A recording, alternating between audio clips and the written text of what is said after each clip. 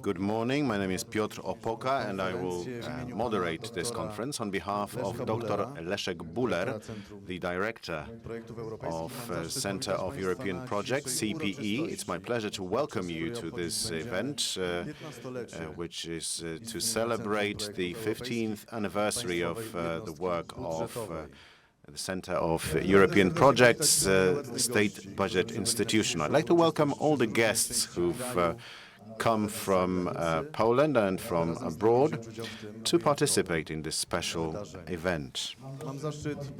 It is my pleasure to welcome representatives of the Chancellery of the Prime Minister, Sebastian Zawadzki, Marta Lenart. Welcome representatives of the Polish Embassy to Ukraine and representatives of the Ukrainian Embassy in Poland. Deputy Head of Mission, Roman Szeweliak. Consul General of Poland in Ukraine, Eliza Dzwonkiewicz. Vice Consul in Ukraine, Tomasz Kowal. Welcome to representatives of Managing Authority, Polish Agency of Trade and Investment, representatives of the National Security Agency and the National Center for Research and Development. Welcome to representatives of local authorities. A round of applause.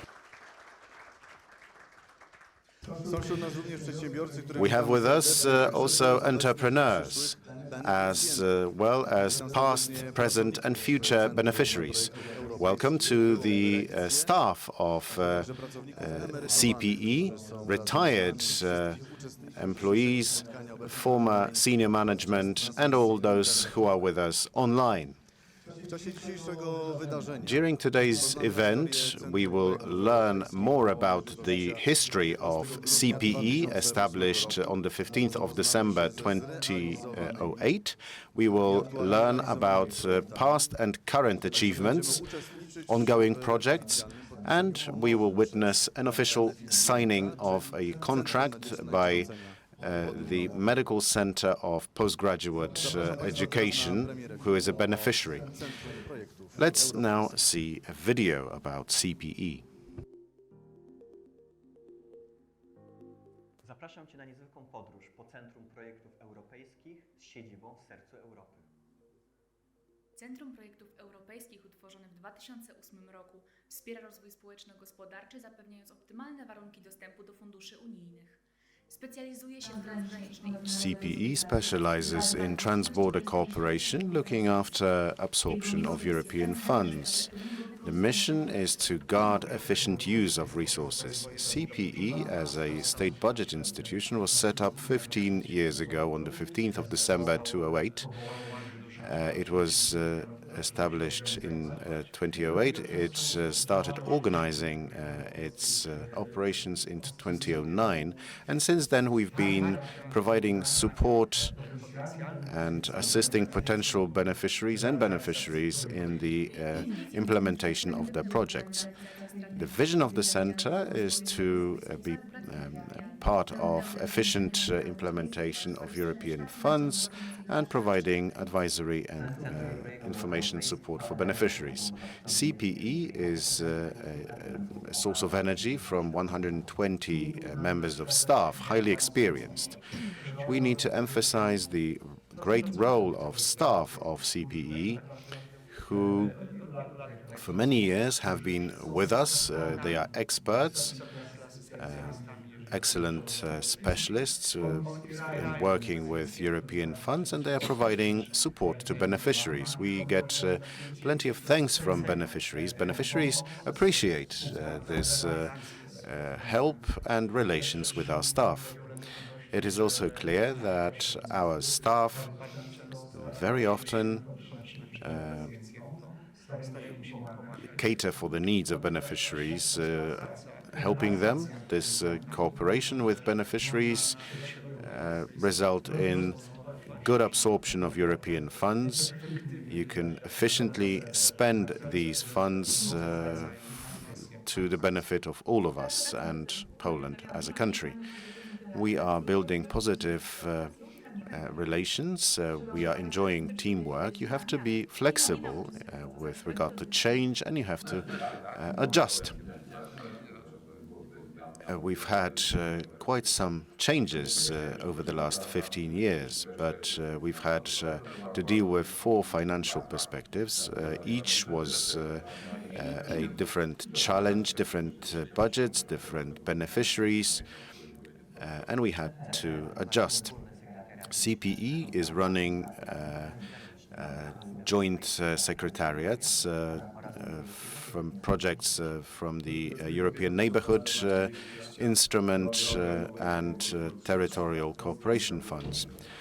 We started with Poland, Belarus, and Ukraine. Now it is a Polish-Ukrainian bilateral project, and we are dealing with plenty of interesting examples that make this cooperation worthwhile. We are also an intermediate body. In the current financial perspective, we are dealing with a budget of 929 million zlotys.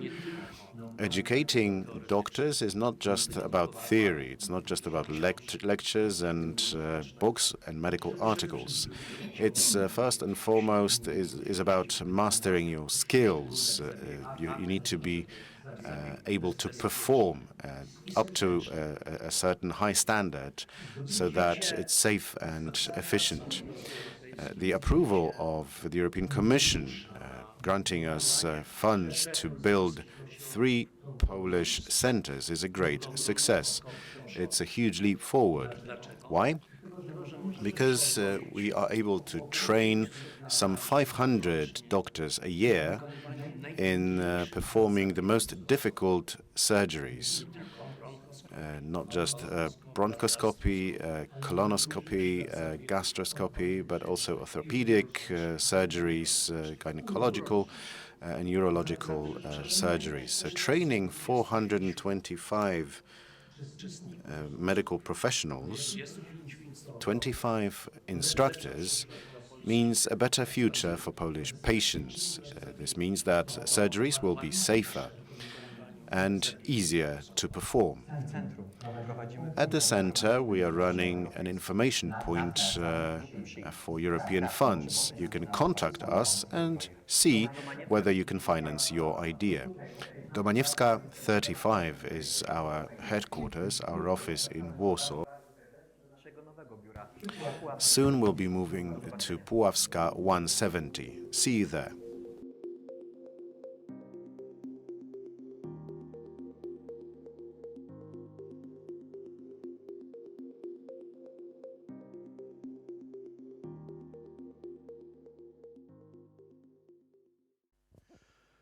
Już za kilka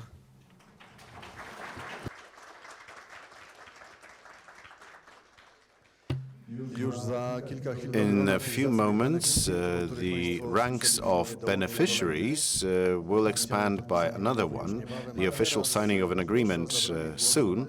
Now over to Leszek Buller, Director of CPE. telefon, chwilę czekamy, więc prosimy Państwa o cierpliwość. We just have to wait a moment. It's going to be on the phone. Już Państwu wspomnieliśmy, która zostanie The agreement that will be signed very soon during this conference is worth 35 million zlotys, and the aim is to improve efficiency and standardization of postgraduate training for doctors using simulations of endoscopic procedures in some sections of medicine. This is highly in demand in Poland and involves using state-of-the-art IT procedures as an expanded network of endoscopic surgeries. Leszek Buller. Dzień dobry. Bardzo serdecznie wszystkich witam. A very warm welcome, ladies and gentlemen.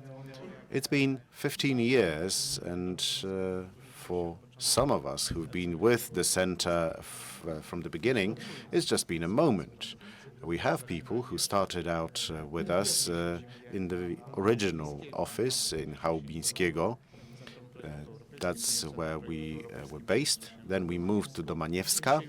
Now we are in Puławska 180, in a very modern, I would say, the latest addition to the Warsaw office buildings.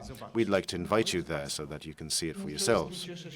Ladies and gentlemen, it's a pleasure for me to welcome you here at this 15th anniversary event, because we have been cooperating for years in our daily work.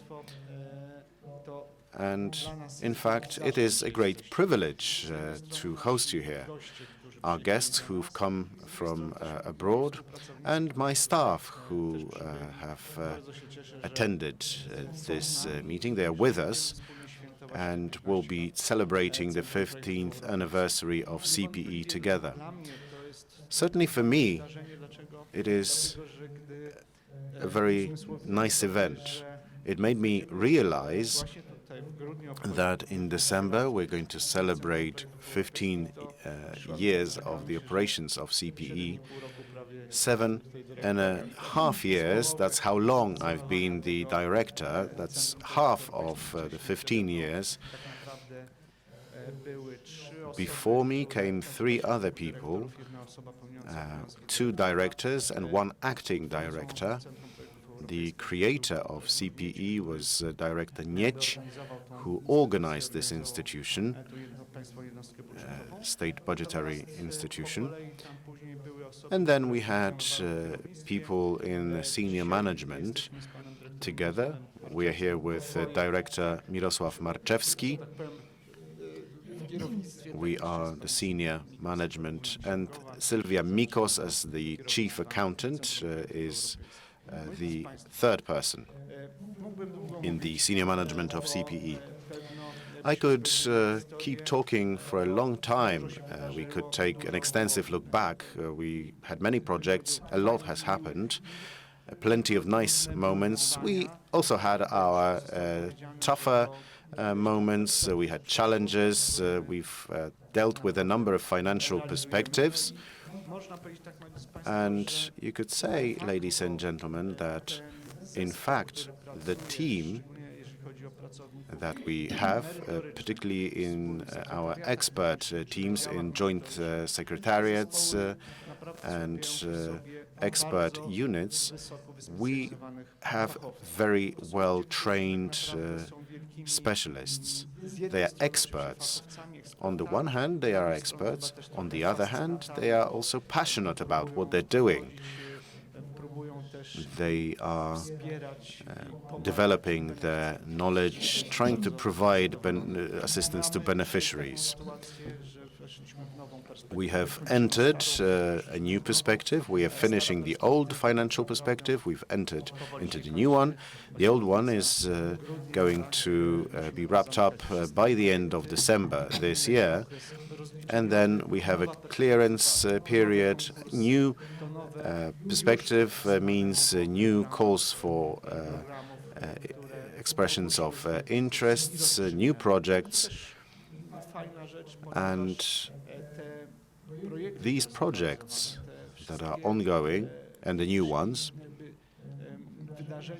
all the events, all the meetings that accompany our work in different programs, the calls that we have means that we get to know one another. We are able to find out more about their ideas, interesting solutions.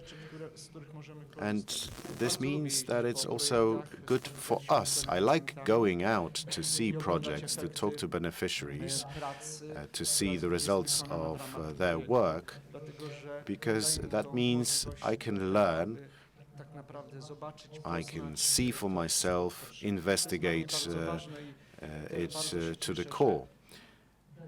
And this means that I hope to be able to participate in this work. I recently said when I was attending PIFA Network's 15th anniversary, and everyone laughed. But, you know, we are just going through a change in government in Poland, so we'll see where that takes us. We are celebrating, however, today. We are celebrating the fact that 15 years ago, on the 15th of December, that was the exact date, Minister Bieńkowska signed the ordinance establishing Center for European Projects, a state budgetary institution. And as we heard, the organization of CPE started early in 2009. And we have been meeting every year since. Maybe the events were not as big as this one, but we're trying to celebrate this date, the establishment of CPE. We have a nice 15th anniversary, and this is a token of appreciation to all those who've contributed to our work. We're very happy to have you with us. Well, ladies and gentlemen, today we will hear more about what happened at CPE, and we wanted to give the floor to our beneficiaries who've been implementing projects with us. So we will find out more about what CPE does on an everyday basis, how it's working. And that's it in the official part, but then we're going to have dinner, and in the unofficial part we'll be able to celebrate a bit more our anniversary. I encourage you to be active as participants, to listen to the messages coming from our staff and beneficiaries.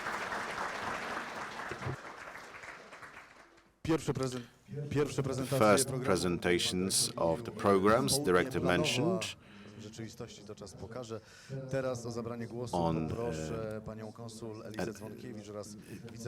Now over to Eliza Dzwonkiewicz and Tomasz Kowal, representing Polish Embassy and Consulate General in Ukraine.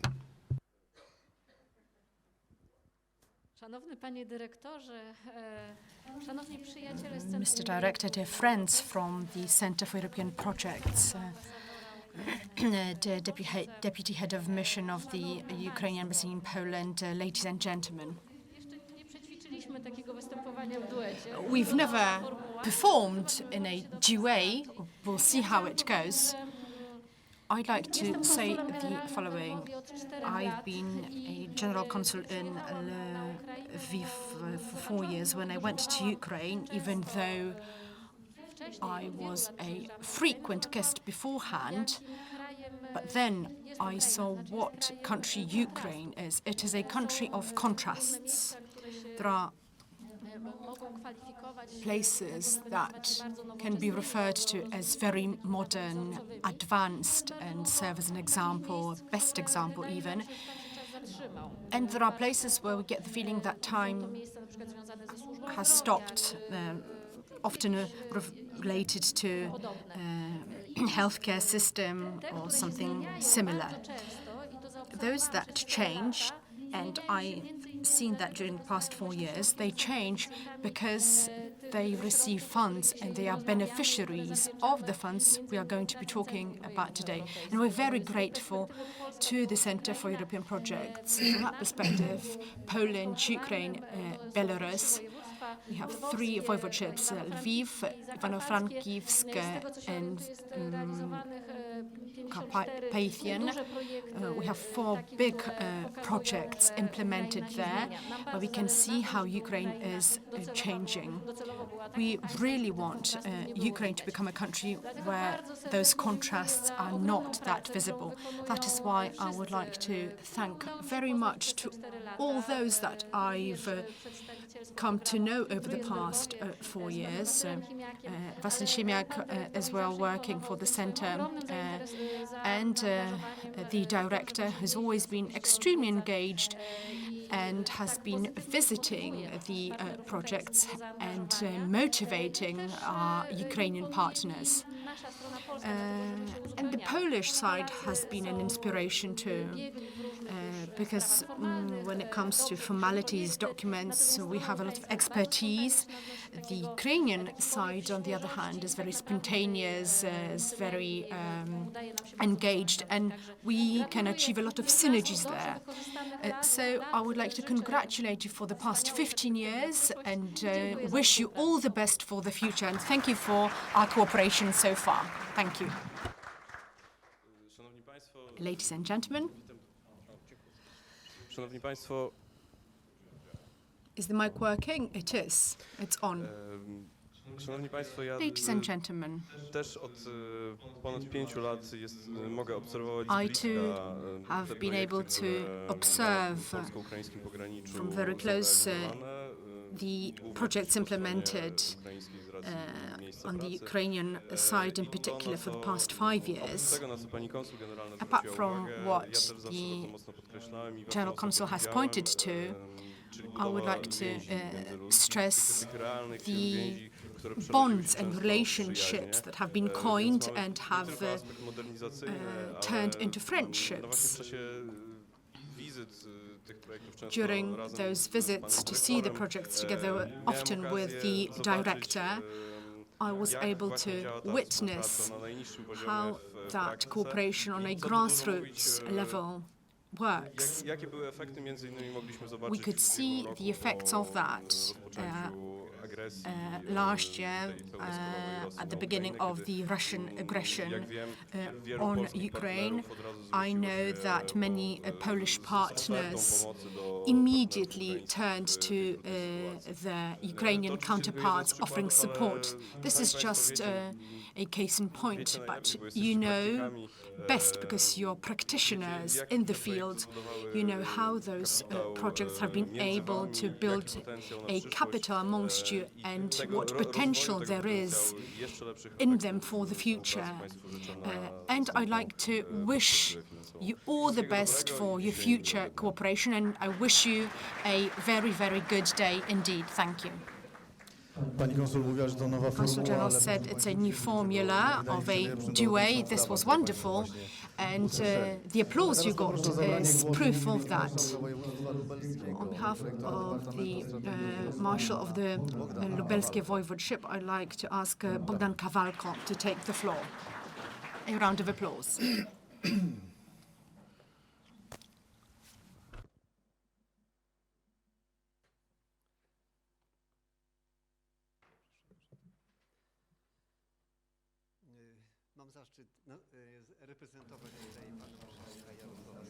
Ladies and gentlemen, I'm representing Jarosław Stawiarski, and I'm honored to do so.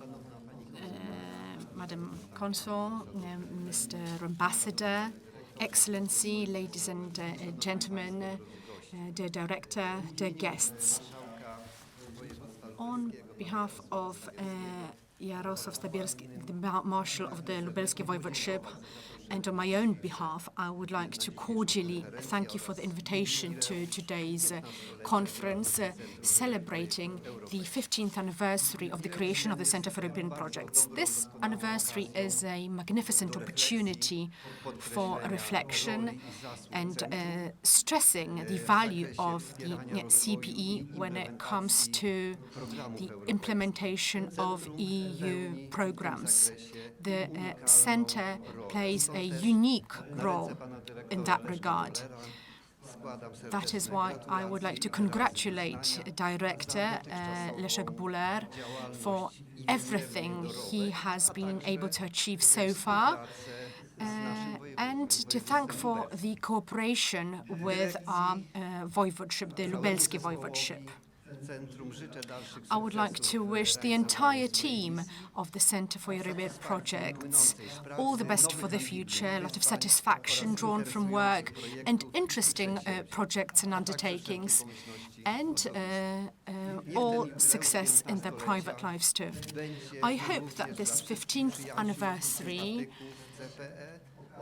can serve as an opportunity for reflection and a meeting place for all friends of the Centre to reflect also on future challenges. Dear Leszek, thank you so much for always being there for us. You were always ready to support our voivodeship whenever that was needed. I would like to pass on a special congratulation letter from the Marshal himself. Thank you very much. Thank you very much on behalf of our entire team. Thank you so much. Wielkie brawa. A round of Teraz applause. o zabranie głosu poprosimy Ladies and gentlemen, ambasadora Ukrainy, pana Romana The Szepeliaka. head of mission of the Ukrainian mission, Roman Szepeliak, will take the floor now. The floor is yours, sir. Unfortunately, I'll be performing solo, not in a duet. Mr. Director, Madam Consul General, Mr. Consul, Excellencies, ladies and gentlemen, dear friends. On behalf of Vasyl Zbaryć, the ambassador of Ukraine to Poland, and on my own behalf, I would like to thank for the invitation to such an important conference. I am sure that the work of such institutions as the Centre for European Projects is highly valuable in these trying times.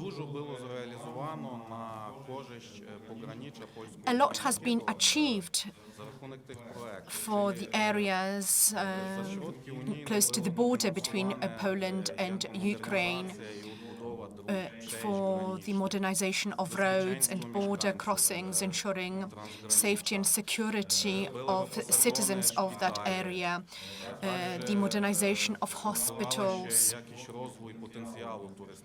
We've also seen the development of the tourist infrastructure.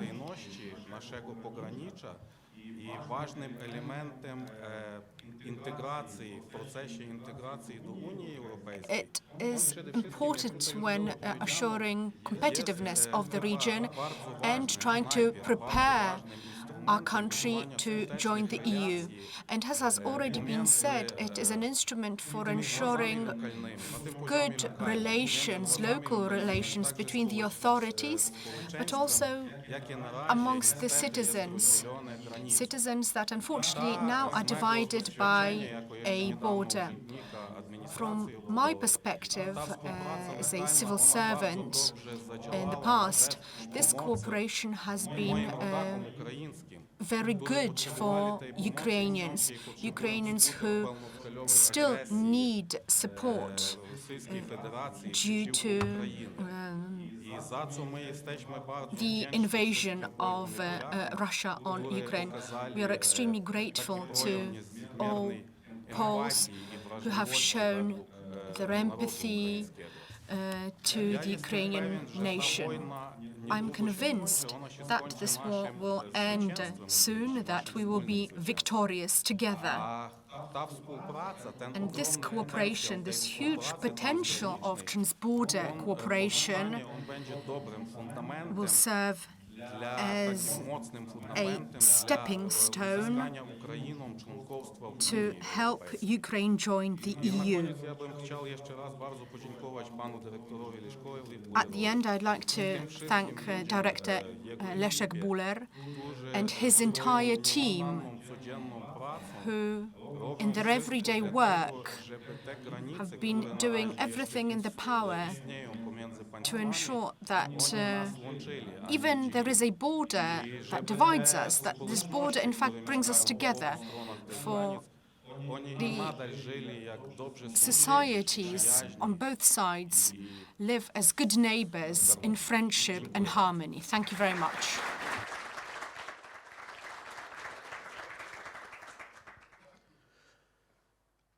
Kierownictwo Centrum Projektów Europejskich również chciałoby kilka słów powiedzieć. The directors of the Centre for European Projects would like to say a couple of words. I'd like to ask Marcin Tylczyński to take the floor now, the head of Division for Educational Products. Szanowny Panie Dyrektorze, Mr. Director, today we're celebrating the 15th anniversary of the Centre for European Projects. It's a beautiful anniversary, bringing together three different financial perspectives and underlining how much our institution has developed thanks to your engagement in ensuring that we go further. And we work not only locally in Poland, but also with our foreign partners. That is why we would like to express our gratitude for your engagement in building and developing our centre, ensuring that our institution is favourable for all people involved. Thank you for being so involved, and thank you for your engagement in ensuring that the financial perspective, bringing to a close, is successfully finalised. Thank you for all your support every step of the way. When you try to solve all problems we face and how successful our cooperation is at our centre. Dear Director, thank you so much for everything you do for all of us. We would like to wish you and ourselves a fruitful cooperation in the future and further development.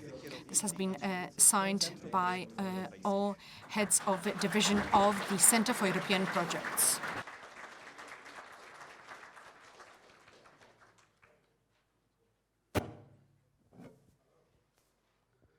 Chyba będzie potrzebna pomoc, panie dyrektorze. I think we're going to need some help with all those presents.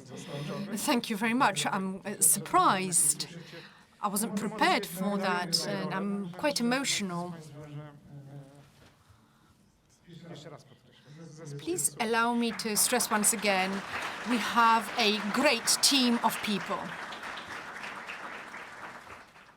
Te trzy słowa zespół jest super, mówi więcej niż milion czasami. A great team are key words for today. Now I'd like to ask Katarzyna Surma, the head of the Interreg program, to take the floor, who will be presenting the letter from the Consul General of Slovakia in Krakow to the director.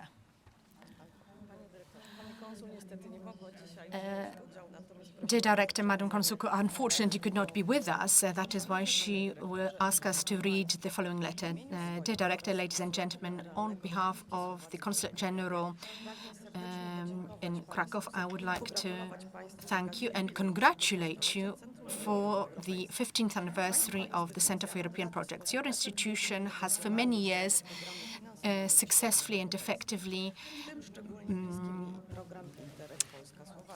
implemented EU projects. Thanks to your engagement, we have new tourist attractions and we are modernizing heritage points and ensuring that educational projects develop our society for the future. I have no doubt that you enjoy the work you do and gain a lot of satisfaction from it.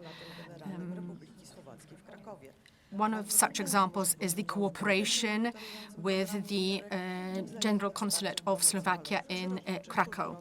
I very much appreciate what you do for our cooperation. I am deeply convinced that our cooperation in the future will be fruitful and that we will work together for our joint development and work for our good neighbourly relations. Please allow me to express my best wishes for all the best in the future. I hope you are successful in what you do. Once again, I would like to wish you all the best and wishing you satisfaction in what you do, both in your private and professional life. Thank you. Powiem, że tak naprawdę te słowa to tutaj są skierowane. Please allow me to say that, in fact, should be addressed to Katarzyna and Pavlo, because they work directly with Madam Consul. When I go to Krakow, I'm really happy to meet with her. But you are responsible for that. So this letter, in fact, in my opinion, should be addressed to you. Thank you very much. We're getting closer to that very important moment of agreement signing with the beneficiary. But we'd like the representatives of Interreg Next, Poland, Ukraine, to take the floor. Wielkie brawa. A round of applause.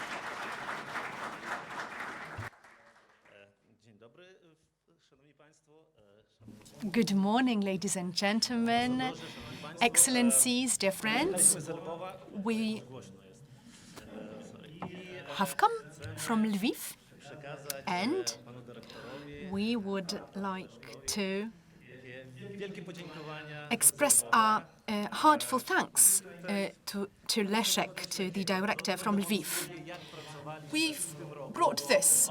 This shows how we've been working. We are celebrating the 20th anniversary of our program, Poland-Ukraine. A lot has happened during the summer. In the mountains, something happened, a lot of sun, a lot of fun too. So we would like the director to take a glimpse at the picture when the weather is like we see today outside the window. So we hope that the sun always shines for you and that you're always happy, even though times really are tough. But we're still alive.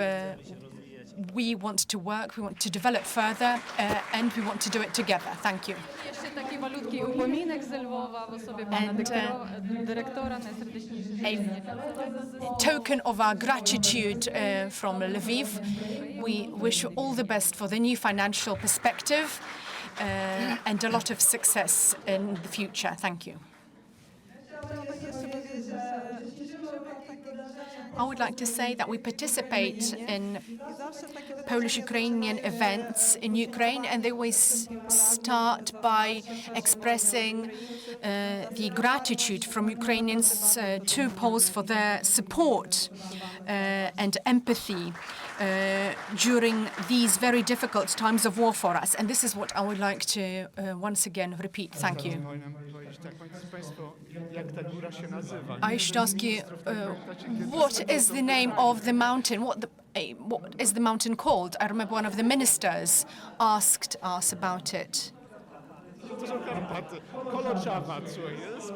Kolochava is the name of the mountain. It's a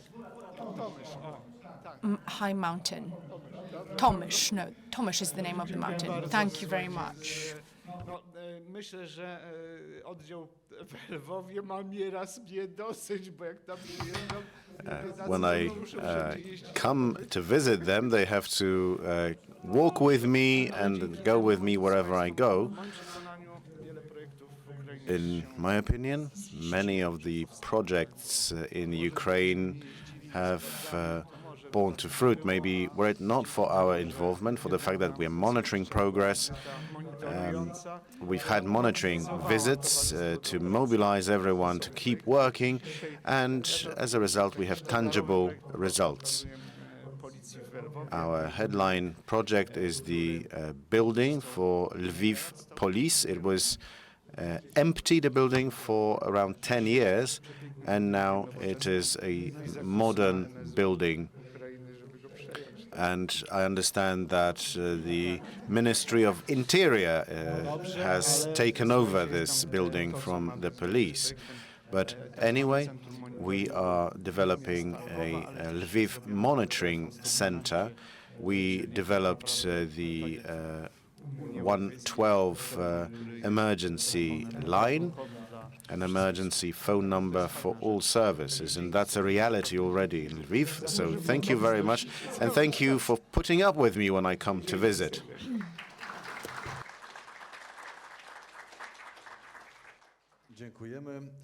Thank you very much.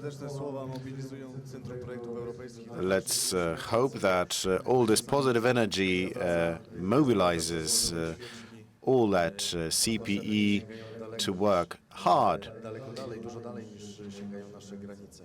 Teraz przechodzimy, proszę Now, państwa, do najbardziej we're oficjalnej moving części to the most official naszego part dzisiejszego of spotkania, today's czyli event, podpisania umowy przez i.e. the signing of an agreement by a beneficiary. I would like to invite Professor Wojciech Pik, Deputy Head for Science and Education,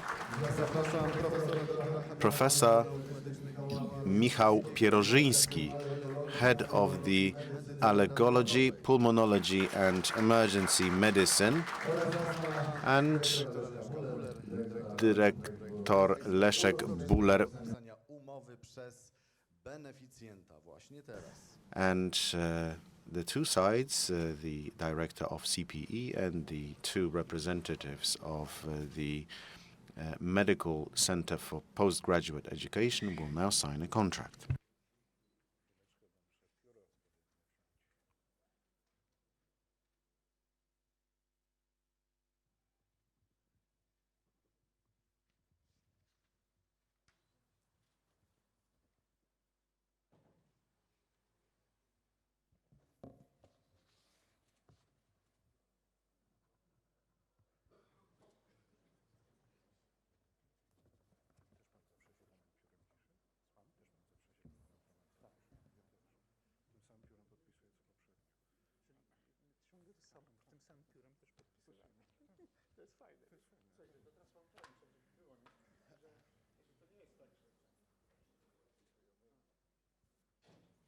Umowa podpisana. The contract has been signed. A round of applause, please. Let me remind you that the point of the project is to improve the efficiency of training of medical professionals using endoscopic surgery procedures. And the value of the contract is 35 million zlotys. A big round of applause again.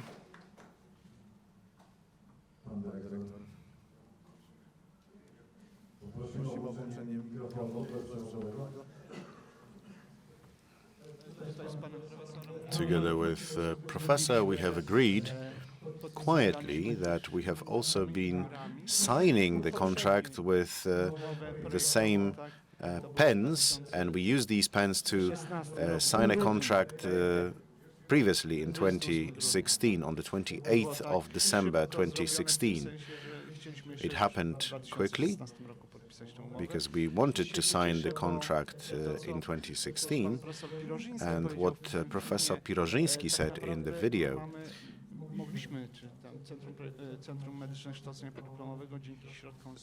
the Medical Center of Postgraduate Education was able to purchase state-of-the-art equipment, so-called virtual patients, to train medical professionals. I think all of us want to see doctors who are excellent experts in what they're doing.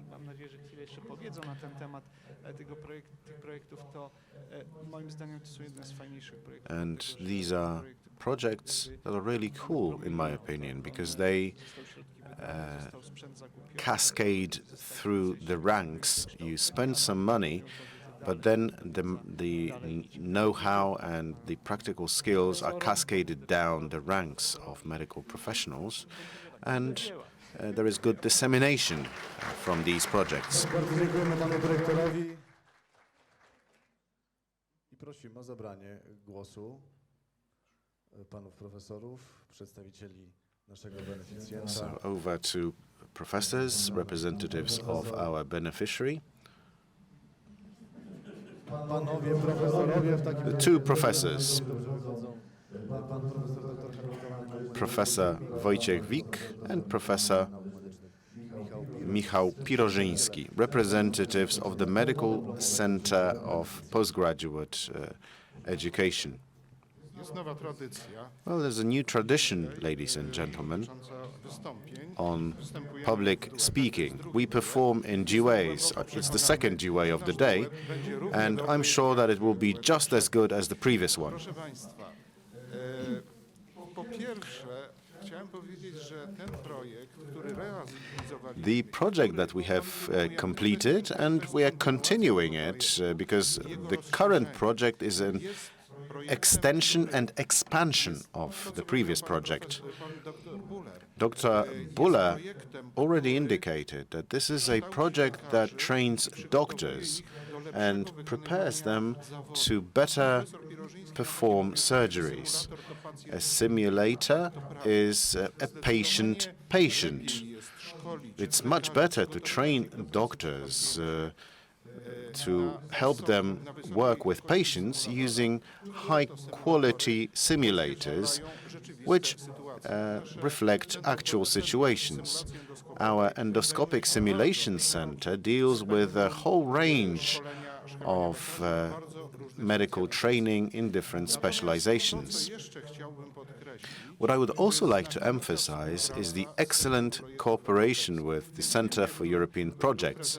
In the video that we saw where Professor Pirożyński talked about our project, we also heard something about the cooperation between CPE project managers and beneficiaries. And that is something that I would like to emphasize. It's essential that this cooperation is based on partnership. These are innovative projects that bring new value, in our case, to the training of medical doctors. And these are situations that are first-time situations for us. So all the parties involved have to be very flexible.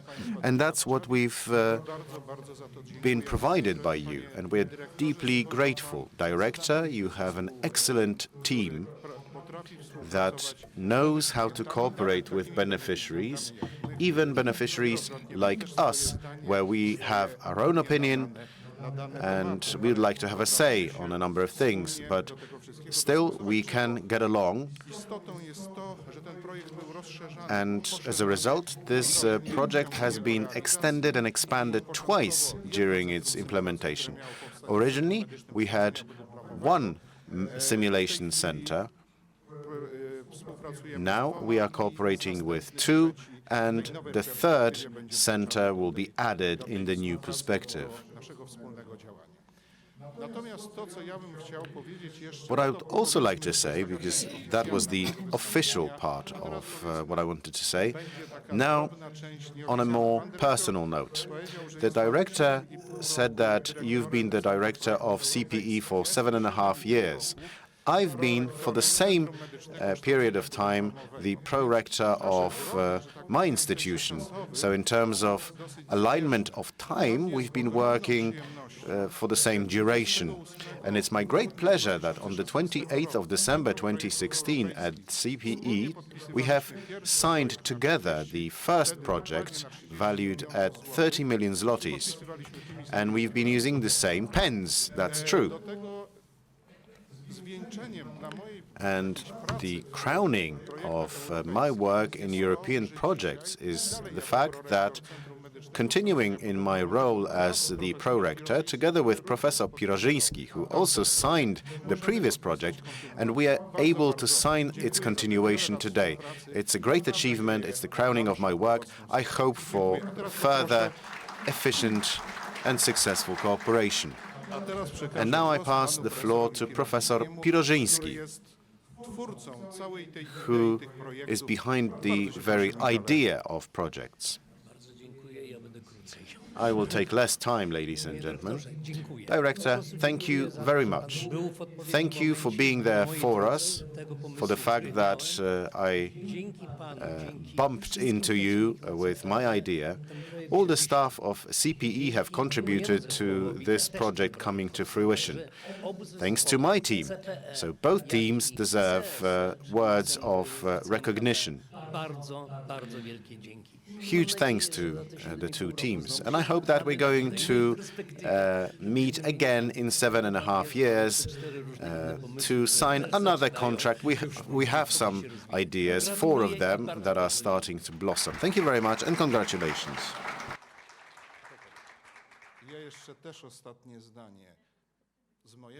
From my point of view,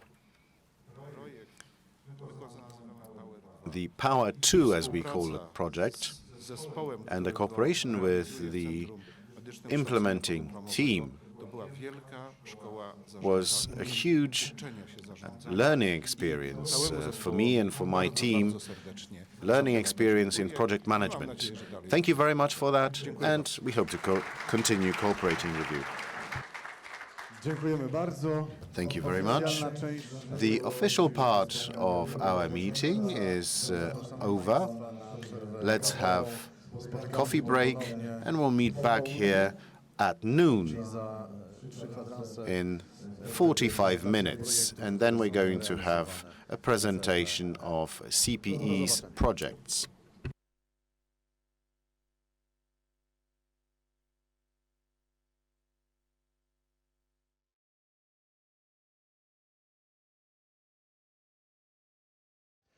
Szanowni Państwo, witam po przerwie Ladies kawowej. and gentlemen, welcome back after the coffee break. I hope that you enjoyed coffee and cakes. Our next break is going to be at 1:45 for lunch in the Mirage restaurant on the ground floor. Please take your identifiers with you. On the website of EU projects, you can find such words. The Center for European Projects is a team of people that actively engages in implementing projects. The project tries to ensure effective implementation of EU projects and provides advisory services to organizations and individuals using EU funds. These are not just words. That is why now we would like to ask people actually implementing those programs to share some information with you. First of all, I'm going to start by asking the head of unit for knowledge education and development, Marcin Tylczyński, to take the floor. Dzień dobry Państwu. Good afternoon, ladies and gentlemen. Thank you very much. I'm very happy to be able to take the floor. As the head of unit for the European Social Fund, I'm very happy that today is the 50th month of our cooperation with the director. Time flies when you're having fun. And during those 50 months, my wonderful team, it's a small team of just 9 people. I'm going to tell you some more about them in just a moment.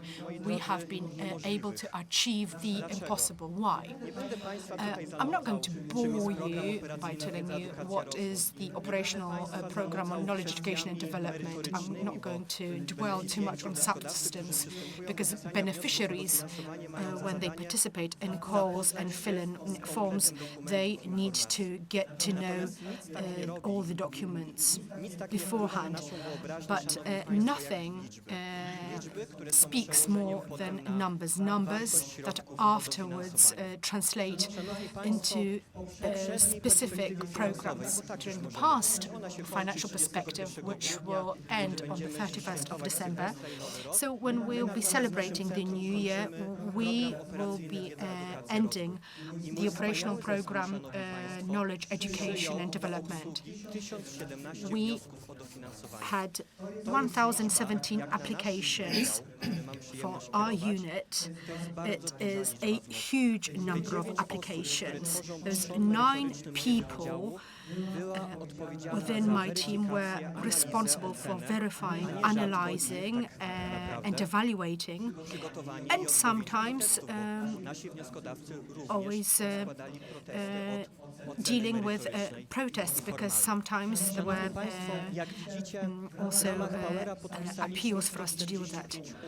We signed 145 agreements, so 145 agreements signed only. Why did I use that word only for 1,017 applications?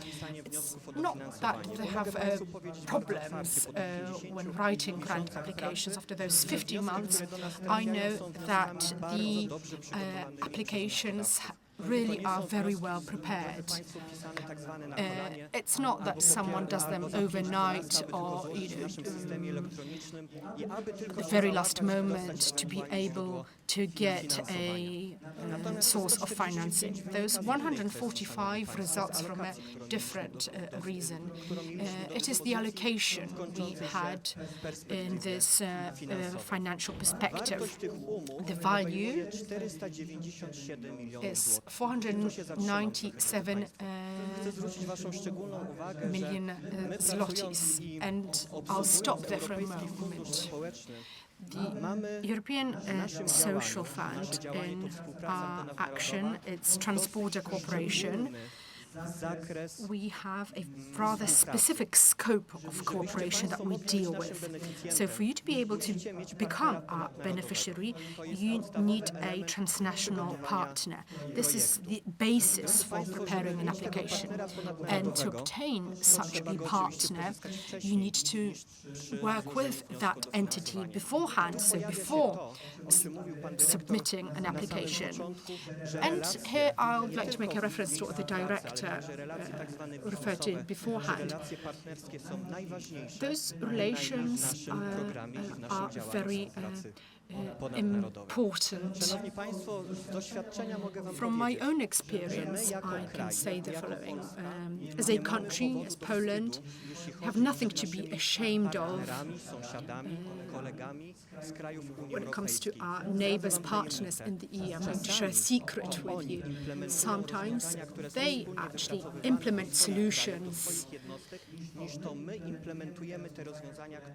that we have come up with, and I can say this out loud, that we should have our heads high and not be ashamed. Sometimes we think that Western countries in the EU are far more advanced, and that is not true. When it comes to the support that we deal with, ladies and gentlemen, this transborder cooperation is horizontal in manner. It's not only higher education, health services, disadvantaged groups. We also help persons with disabilities function in everyday life. We also provide support to disadvantaged groups who have had to deal with difficult situations. We had a project called Housing First, and thanks to EU funds, money that went through the accounts of the CPE, we could renovate flats for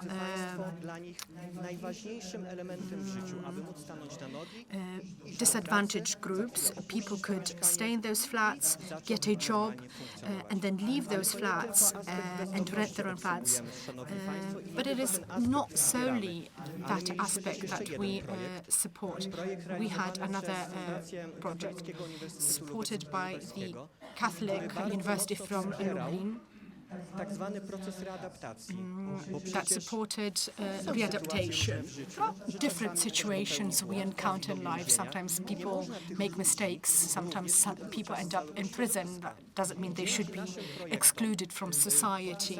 And thanks to our projects, our contracts that are on transborder cooperation, we could come up with solutions to provide readaptation support for people who are in such a position today. Obviously, that is the external part. No one talks about the nitty-gritty stuff. And that's the most important part, because that's where you add all the ingredients in. Like in the kitchen, you need to know how much salt or pepper to add to a certain dish. But let me say the following. Our wonderful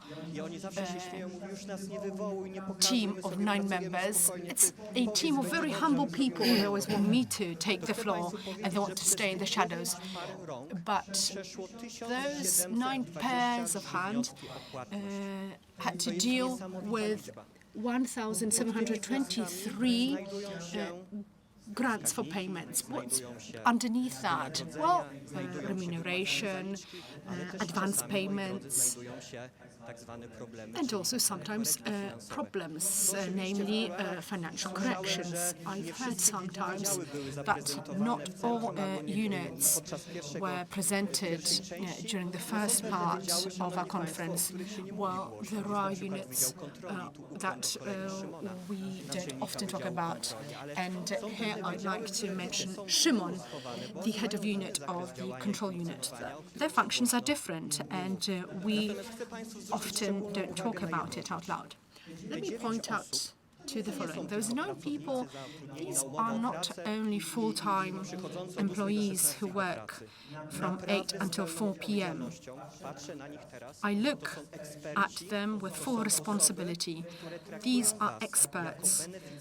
These are people who treat you like beneficiaries, like partners. We've never had to deal with a situation in which our beneficiary would be afraid to call Darek or Ania or Edyta.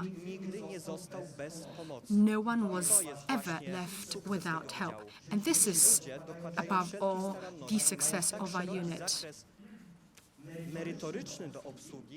They deal with very diverse projects, but they always meet your expectations. Another aspect that ought to be said out loud, I'm never afraid about it. I'm told I always talk about money. We are such a responsible institution and such a responsible team that we do everything in our power to make sure that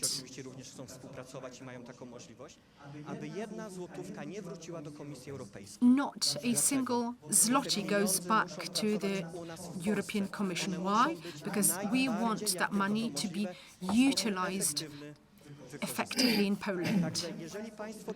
So whenever you decide to make a call and any team member of my unit will answer, you will never be left alone and you always receive support.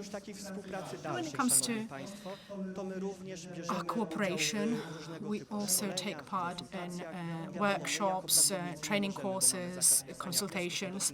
We don't write applications ourselves. There's going to be a call at the beginning of the year. Should you ever wish to apply, I encourage you to take part in consultations, because this is one of the measures within the new financial perspective that is at your disposal, and we will provide you with an answer, whether you're going in the right direction, did you understand the documentation correctly, maybe some things ought to be adapted so that you fit in the framework of that call. The best of power. The best of power. There are many projects, irrespective of the value of the project, 5 million, 85 million. All projects are important for us, but there are some projects that are not only for us or for our director, for the center, considered as strategic. There are programs that are strategic for Poland.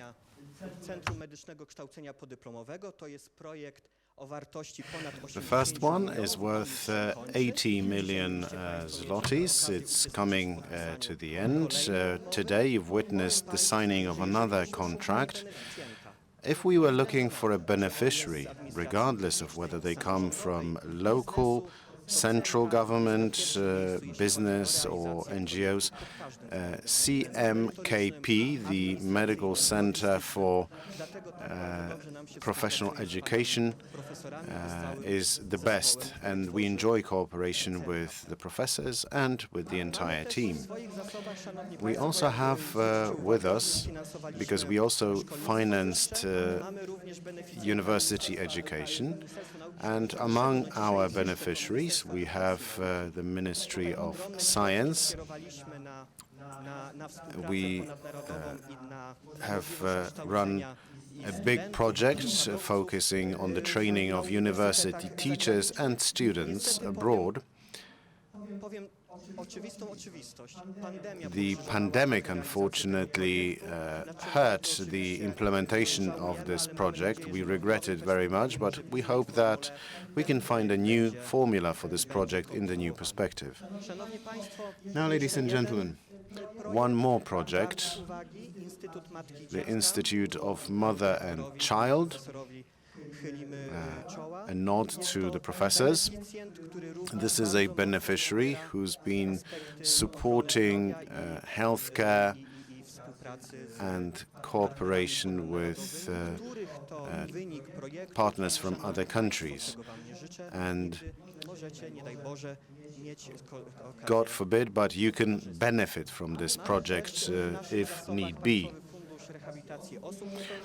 The state fund for the rehabilitation of people with disabilities was also our beneficiary.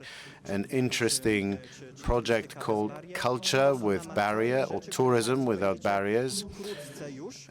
You will very soon be able to see the results across Poland in national parks. As I indicated, we have a new financial perspective. It's gaining momentum. It's already gained momentum, you could say. We are supporting the same areas as in the POWER program: skills, healthcare, accessibility, social integration and innovation. Erasmus Plus.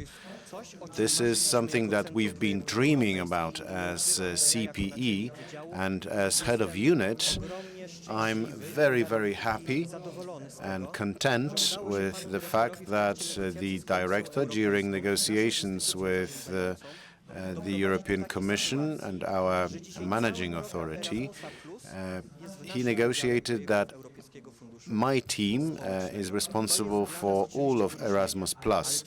It is proof of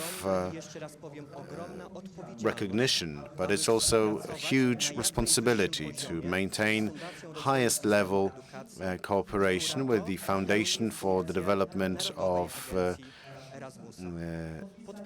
the Educational System. It's the National Agency for Erasmus+. You can see the values involved, over 300 million zlotys. Today we've witnessed the signing of a contract for 35 million zlotys, and another project that has been selected for co-financing is a project from the Institute of Mother and Child, and the value is 13 million zlotys, in excess of 13 million zlotys. The agreement will probably be signed by the end of the year.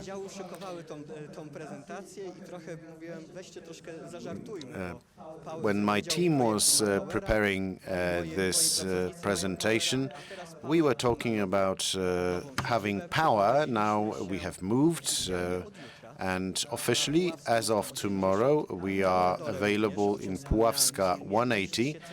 At the bottom you have of the building, you have the central information point for European funds, with a great team, very capable people who are providing information to you as beneficiaries about the possibilities, options, funding sources.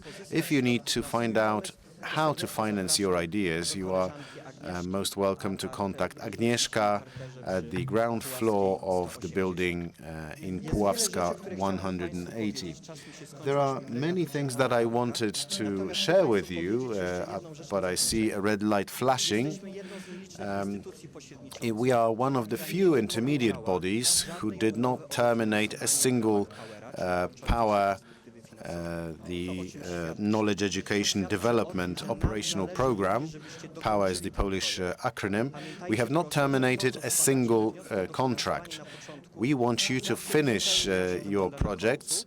You have to remember that at the start, things look different to what they are at the end of the project, but we want you to finish the projects. If you have any questions, if you'd like to share your observations, we are always at your service, and we respond immediately to every message that we get.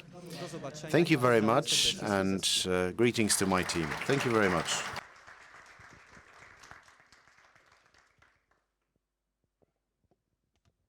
Przypomnę, od jutra Puławska 180. Puławska 180 is the address, 02670, and that's the postcode if you'd like to write. Świetna nazwa. Power is a great name because knowledge, education and development is power. That was the head of the ESF projects. Now the Poland, Belarus, Ukraine program and the head of this program.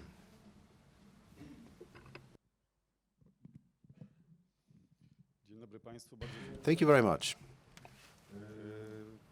And good afternoon. Yes, the name is linked to history of the Secretariat because we are also the Secretariat of the Poland-Ukraine Interreg Next. I will go back to the past. I've been with CPE since 2010, so I can share some memories that you don't normally talk about during very formal meetings. On the first slide, I need the clicker to change slides. Right, you can see the previous office, and we will try to present a bird's-eye view of our history. The Secretariat was established roughly at the same time as CPE itself. Originally, it was 2 people. We have 20 people in the Secretariat right now. So we've been growing. We've been working with ever higher budgets and more duties. And as a result, we've been able to expand our team. When I remember, I go back to the first call, our team was looking after the program from the 713 perspective. That was the first full perspective that Poland was involved in. Then we looked into the 1420, and now we're implementing the 2127 perspective.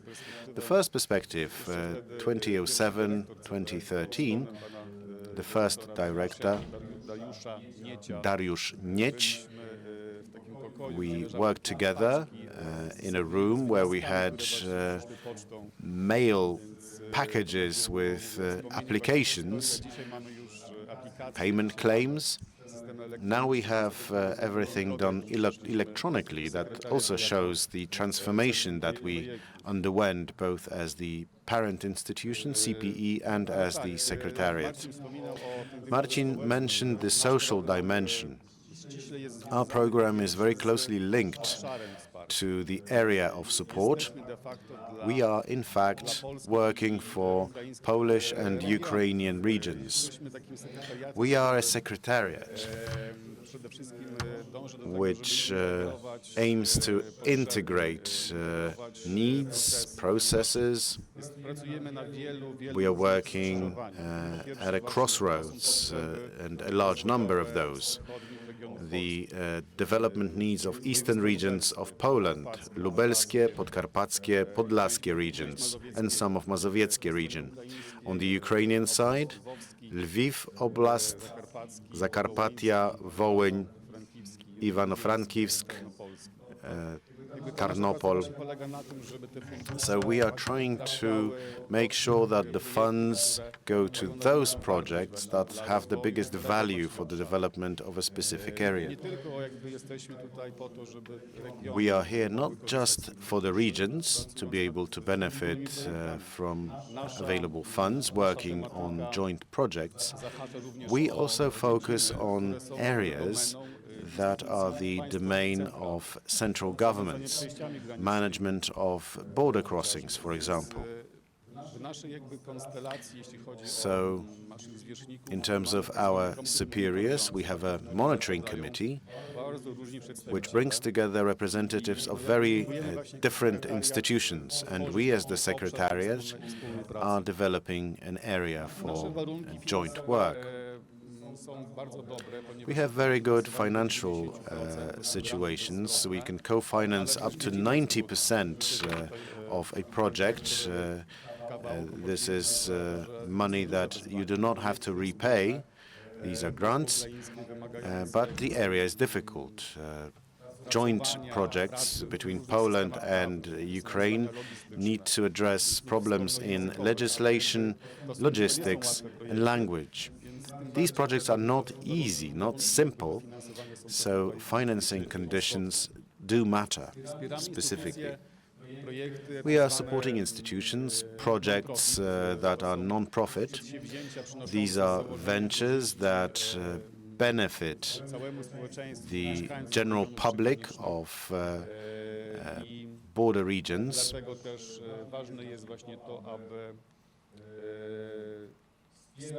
So it is important to support local and regional development policies. The projects that we help select, the committee does the selection, but we're looking after the common good in the whole procedure.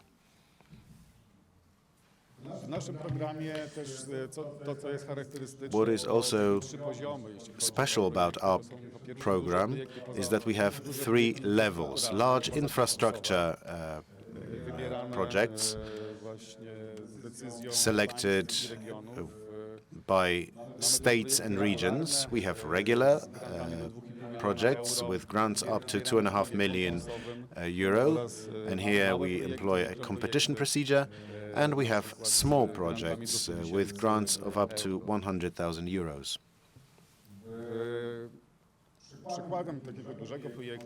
An example of the large project is the construction of an access road to a planned border crossing.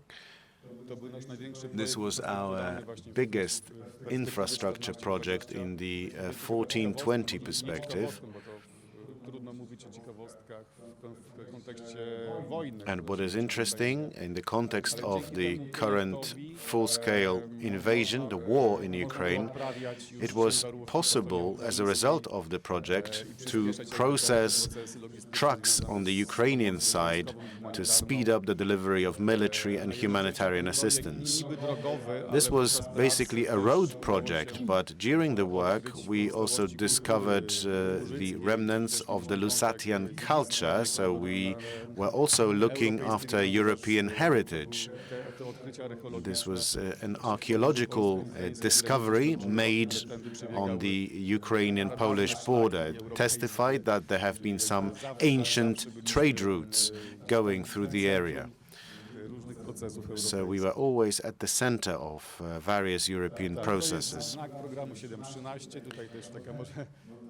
This is a sign, a logo of the program from the 2007-2013 perspective. We were always trying to organize meetings to provide support. Białowieża, primeval forest.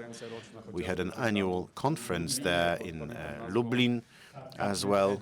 It was called Cutting Edge. A cutting-edge conference. We were trying to demonstrate, depending on the thematic objectives, what the advantages of modern technology.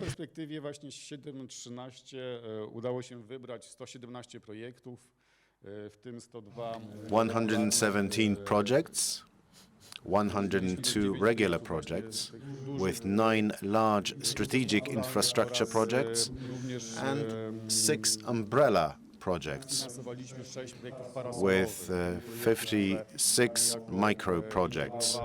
The umbrella projects contained micro projects within their structure.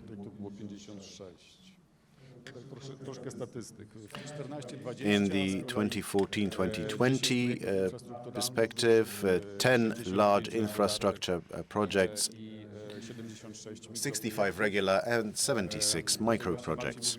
Marcin talked about the numbers. The numbers are impressive. In the 1420 perspective, the monitoring committee was involved in almost 300 procedures. As you may know, both COVID and the war in Ukraine meant that we needed to provide special assistance to beneficiaries. We needed to introduce changes to projects.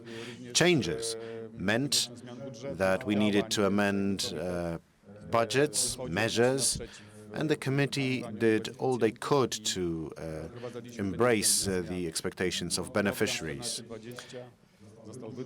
The program running until 2020 was extended by the European Commission regulations, and right now we are finishing the implementation of a program from 2014-2020, and we are already working on the new perspective 2021-2027. Projects from 2014-2020 perspective, we cannot discuss every single one of the projects. I wanted to mention one specifically. I talked about the infrastructure one, but I think in all Interreg programs on the external border, there is not a project that would be as high as 2,000 meters above sea level. Ihor-Cependal, one of our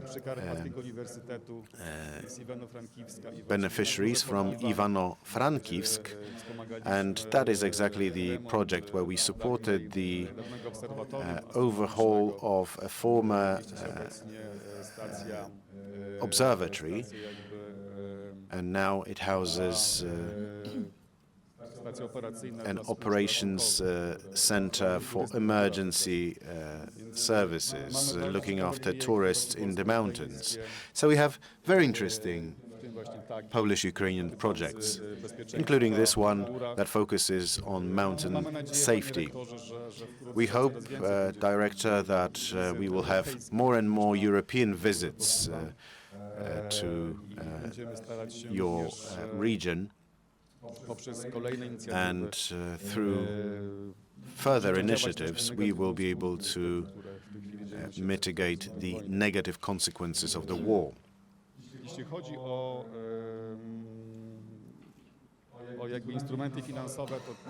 In terms of financial instruments, we have very different instruments that we are using in our projects.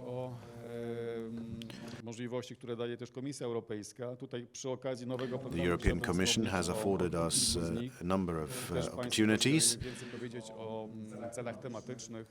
about thematic objectives. In the new program, which is most important at the moment, we want to spend funds on the environment, healthcare,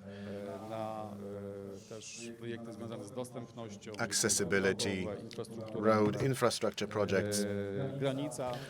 The border continues to be a border between us, so it's important to facilitate the work of state services coordinated by the Polish Ministry of Interior and the Ukrainian Ministry of Interior. We also have tourism, which is the rehabilitation, reclamation of competitive advantages thanks to the cross-border cooperation. At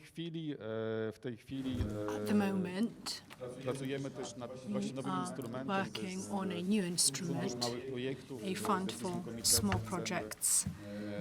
So we want to focus on decentralization and mobilize funds for local operators, both on the Polish and Ukrainian side, to be able to organize calls for those smaller projects.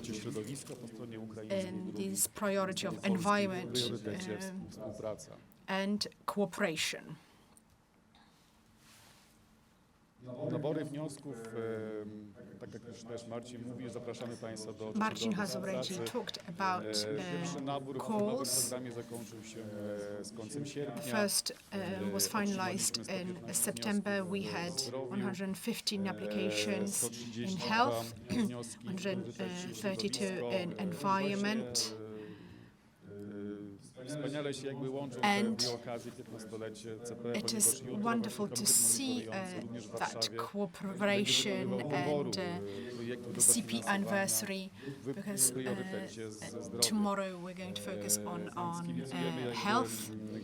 So we hope that the committee makes a good choice when it comes to the choice of most urgent needs on the cross-border between Poland and Ukraine.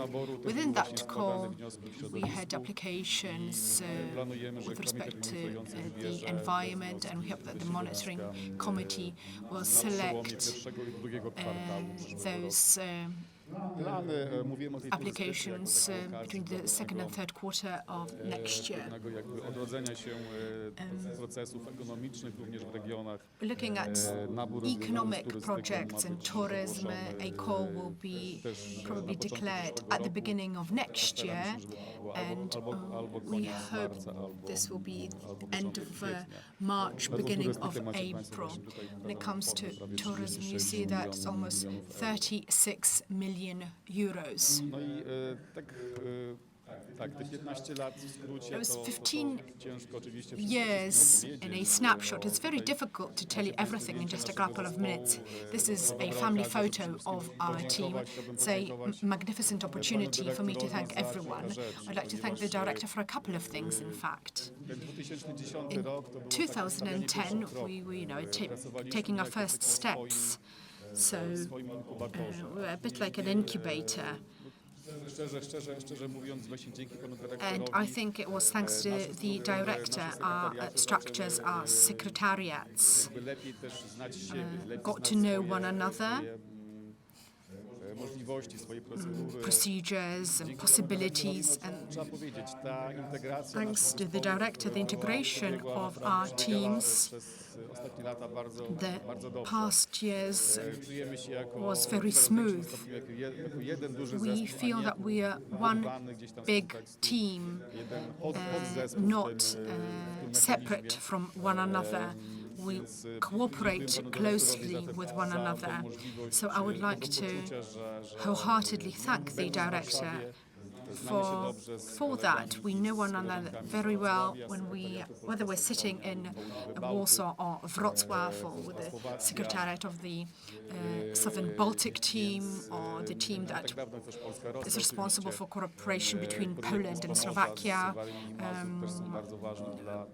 projects that ensure cooperation between Poland and Russia in the Mazury region, and that's all very important. So the role of the secretariat is a tough one, but a unique one too, because a lot of processes go through us. From many institutions, cross-border relations. We'd like to thank our diplomatic services for their support. We often times deal with difficult issues too, and we're very happy and hopeful that in the future our work will be beneficial for cross-border regions. Thank you. Thank you very much. Andrzej Słodki, when summing up his presentation, referred to the next speaker, the leader of the Interreg Southern Baltic project, Małgorzata Skolmowska. The floor is yours, madam.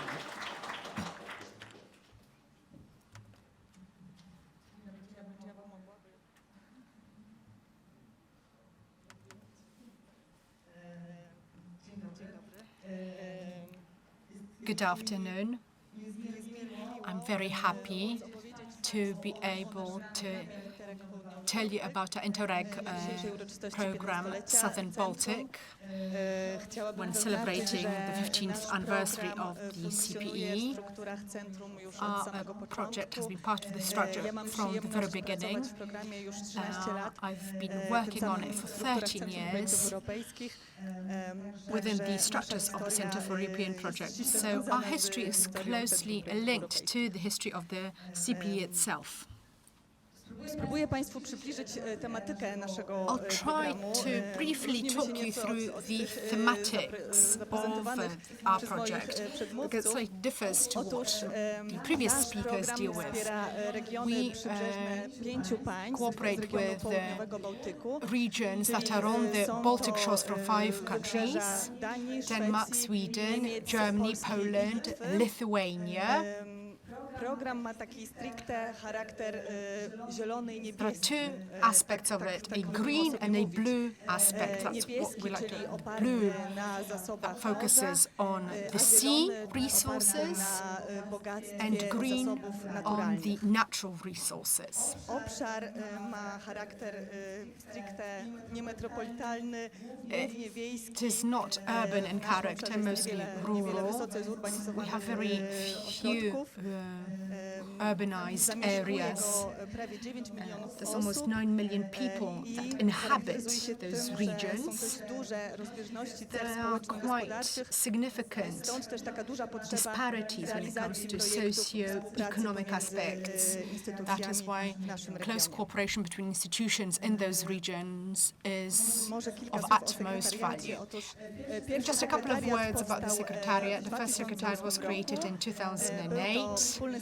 It was a joint technical secretariat in the center of Gdańsk on Rzeźnicka Street, right behind the Marshal's office. Andrzej talked about the beginnings of the program. The beginnings were tough for us as well. The team started off without any furniture whatsoever. We had to deal with the applications on the floor. So we got boxes of applications sent to us from the ministry. Then we sometimes had to even put them together because we had separate pieces of paper flying around. So we had to put them together ourselves. So beginnings were slightly chaotic, and the program was born out of that, and I'm convinced it functions perfectly. In 2013, our office moved to a historical building in the area of Wrzeszcz, a former military garrison, and now we have our secretariat at the site of the old imperial shipyard, in the former shipyard management building. So we have the famous cranes from the Gdańsk shipyards that accompany us, and it somehow shows our strong sea character of the project. A couple of words how the Secretariat changed.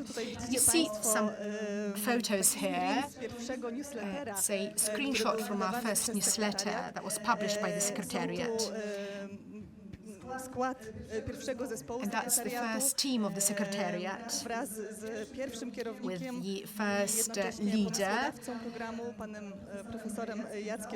Professor Jacek Zaucha, who was the founder of it as well.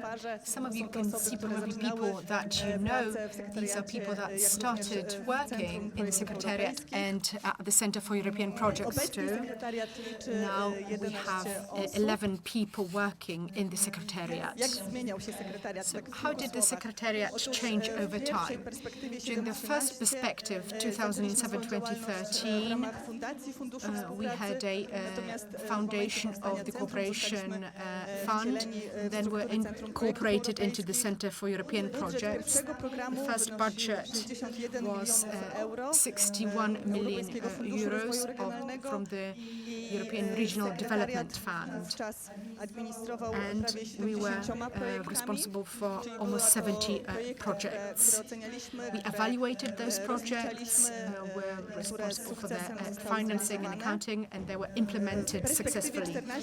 During the second perspective, 2014-2020, a novelty was that the name of the Secretariat changed. We got rid of the technical aspect. We're a joint secretariat, and our budget was 78 million euros. And in that perspective, we implemented 64 regular projects and 91 seed money projects, so such projects that further on lead to regular projects. The new financial perspective, 2021-2027, means more money, and for the team, a much higher comfort of work in our new seat. That's all about the Secretariat. Now I'd like to move on to telling you a little bit about some of our projects. Projects in the Southern Baltic, projects about so-called soft projects that are about cooperation, relationships, coming up with soft solutions, good practices. Hard projects as well that focus on investments. I'd like to refer to the Interconnect project. The goal of that project was to enable passengers to travel internationally using one ticket and to be able to move from anywhere in the Pomeranian voivodeship, irrespective of the mode of transport, be it train or bus, and then to be able to go to a Swedish region by using a ferry between Gdynia and Karlskrona. Our second project that I'd like to refer to today is South Baltic Manors. It's a tourist project. The goal was to increase the potential of manor houses in the Southern Baltic region, in rural areas. In our region, there's a multitude of such manor houses, and it's an untapped tourist potential, but it is not directly related to the sea. The new financial perspective 2021-2027 means some novelties for our program. The programming committee somehow narrowed down the thematic area. So we're no longer supporting initiatives on transport and education. We focus more on coming up with more specific solutions, more targeted solutions. There's a novelty here that SMEs have joined our beneficiaries, so commercial entities can receive support as well. And the level of co-financing has changed. In the former financial perspective, partners from Poland, Germany and Lithuania could receive higher co-financing of their qualified costs, up to 85%. Our partners from Sweden and Denmark could receive co-financing at a level of 75%. This has now been changed into a common rate of 80% co-financing. We now also include the Olsztyn sub-region in our programs, and when it comes to the promotional aspects of our program.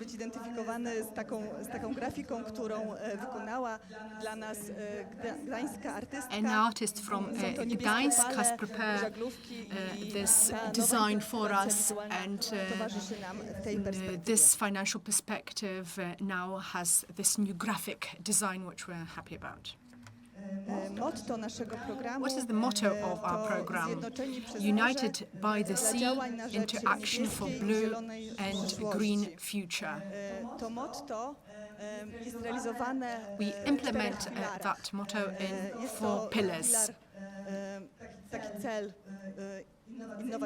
There's an aspect of an innovative Southern Baltic, sustainable, attractive, and active Southern Baltic. Tak krótko jeszcze opowiem Państwu, co kryje się za tymi Very słowami. briefly, Czym what jest innowacyjny is hidden behind that? What does innovative Southern dwa Baltic cele w mean? ramach tego Two priorytetu goals within that to priority: cyfryzacja regionu. the digitization of the region, Mogę and przytoczyć I can quote tematykę jednego z naszych here projektów, the który theme już of został one of our otrzymał projects dofinansowanie w pierwszym naborze wniosków. To during jest the first projekt goal. Amber, It's a project that is którego called celem Amber, jest digitalizacja and it is about profilaktyki digitizing onkologicznej, czyli partnerzy z oncological kilku krajów współpracują nad wypracowaniem preventive rozwiązania treatment. cyfrowego, So our partners tak are aby trying to come profilaktyka up onkologiczna with była bardziej digital zintegrowana w solutions naszym obszarze. to ensure No i była przede cooperation wszystkim in lepsza, that bardziej aspect in that skuteczna. region to ensure it is more Drugie działanie w efficient as osi well. priorytetowej to The second skupienie się na action internacjonalizacji in that pillar is przedsiębiorstw, instytucji internationalization zlokalizowanych w naszym obszarze. and ensuring connectivity. Druga oś priorytetowa to zrównoważony południowy Bałtyk. I tutaj The celem second jest axis wsparcie or przejścia pillar na is zieloną a energię, sustainable Baltic that promowanie is zrównoważonego green wykorzystania wody, energy, a efficient także use of wspieranie water, gospodarki w obiegu and zamkniętym, tak zwany circular economy. supporting circular economy. Obszar trzeci The to third pillar wsparcie dla is support turystyki. for Natomiast obszar tourism, czwarty, aktywny and południowy Bałtyk, the fourth to przede pillar, wszystkim active wzmocnienie Southern zdolności Baltic, współpracy is podmiotów strengthening zlokalizowanych w possibility naszym of obszarze cooperation of i entities budowanie located in our region. That's building a network of contacts for institutions located in our region and leading to cross-border cooperation between them. mowa wyrazić to, jak program wygląda w liczbach, to Now about the numbers in this perspective, we have prawie 80 milionów. almost 80 million euros to spend. We expect an increase of our budget Dodatkowe 8,3 miliony. with an additional 8.3 million. Now the division into those four priority areas is as following. Innovative Southern Baltic is almost 16 million. Sustainable Southern Baltic is almost half of our allocation. Attractive Southern Baltic, here we have almost 20 million euros at our disposal, and active Southern Baltic is almost 8 million euros. Just a couple of words about our potential beneficiaries. Above all, these are national, regional, local bodies, associations of regional or local authorities, and associations of bodies governed by European law or European groupings of territorial cooperation. These can also be now SMEs, clusters of SMEs, or other public institutions that you can see on the slide. What kind of projects do we implement? Well, first of all, we have regular projects with a budget of approximately 1 to 2 million euros. They usually take up to 3 years to implement. The goal is to provide a complex answer to an identified challenge. But we also have smaller projects. That's a nod to smaller beneficiaries, less experienced. They can apply for grants and see how they deal, how successful they can be and obtain experience. And a budget here would be up to 200,000 euros. And the implementation time, 1.5 years. There are certain simplifications available here when you apply, so we encourage you to apply for grants here within that undertaking too.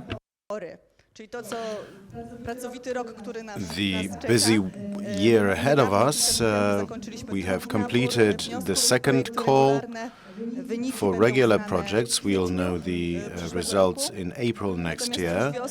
In spring, we will have the first call for small projects, and right after that one is concluded, the results for regular projects are announced, we'll have the third call for regular projects. So a very busy year ahead. If you are interested, please visit our website. All the information about the new program are in this red tab. Please also follow our social media and participate in events that we organize. Here you can see a photograph from our annual event that took place in Sweden a month ago. We have similar events every year for our beneficiaries, potential future beneficiaries, and current beneficiaries. We have a forum for beneficiaries to be able to talk about the results of projects and to meet us, institutions linked to the program, to find out more about the program, and so that we could support them in drafting the project. I'm out of time, so that's the right moment to finish. Thank you very much. Dziękujemy bardzo.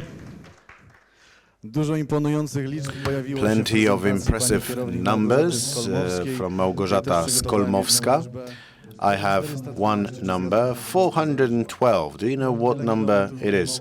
That's the distance from Gdańsk to Warsaw that Małgorzata had to travel to get here. So let's acknowledge that. And now the next speaker. We have gender parity, 3 speakers who are male and 3 who are female. Now over to Katarzyna Surma, who's in charge of the Poland-Slovakia program.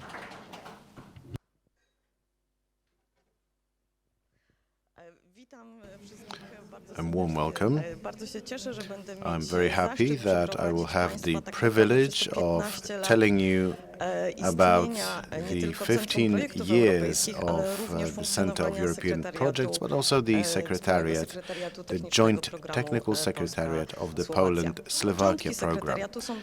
The origins are very similar.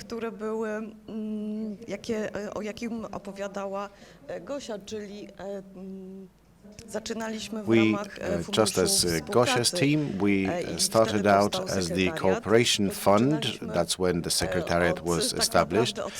And we started with hundreds of such volumes of documents. We started with plastic chairs. So in terms of furniture, the situation was very similar to Gosia's team. Then we moved to CPE, and here our joint journey was more stable. Now, specific perspectives. Very briefly.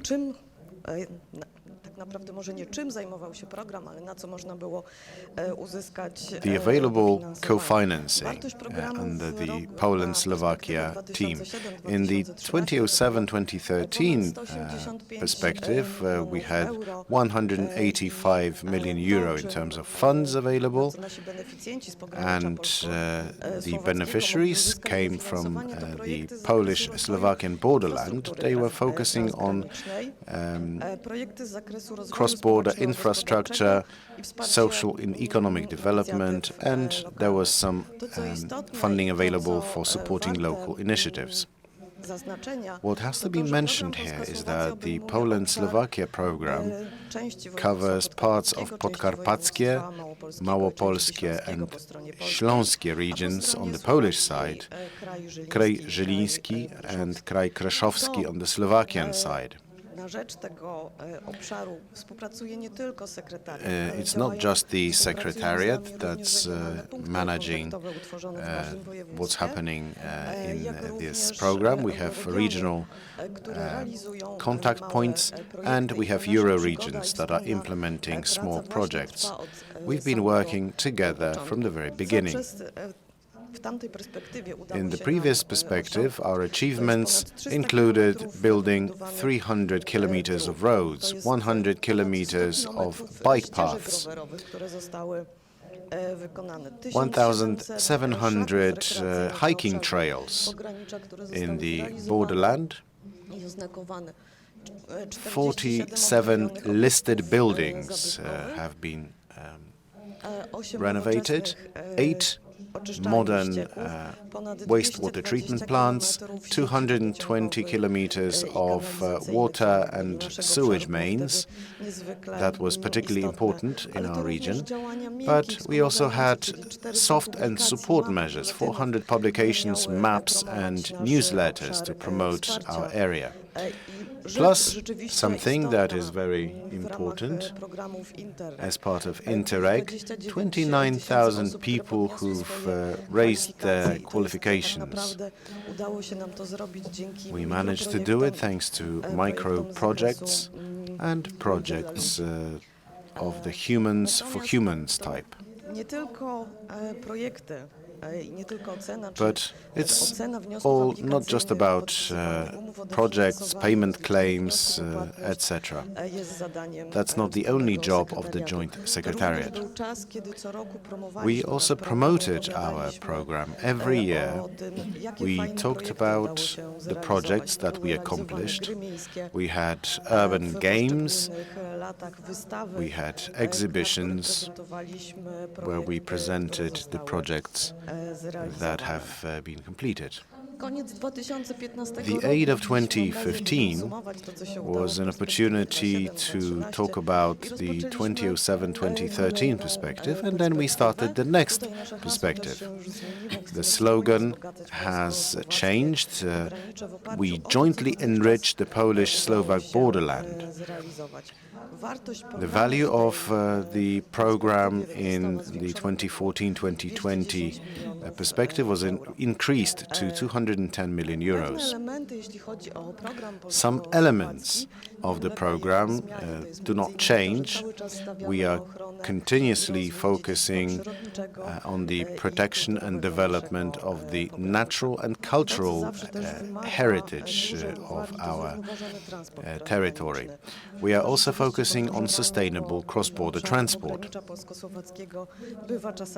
Traveling from Poland to Slovakia or the other way around is sometimes not easy. In the 2014-2020, we also had a new axis which focused on cross-border lifelong education.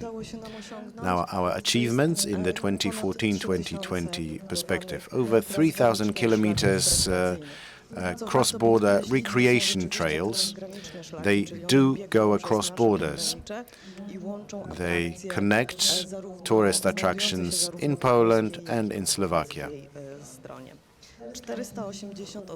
480 infrastructure buildings, elements of infrastructure that have been renovated. We are still focusing on cooperation between Poland and Slovakia in this very local human dimension. Very local cooperation, over 460 joint educational initiatives and trainings.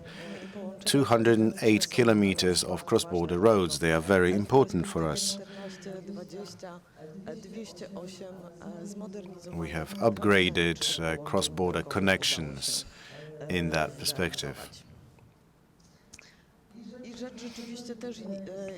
Another important thing, the axis related to lifelong learning. Over 25,000 participants of trainings and various other events.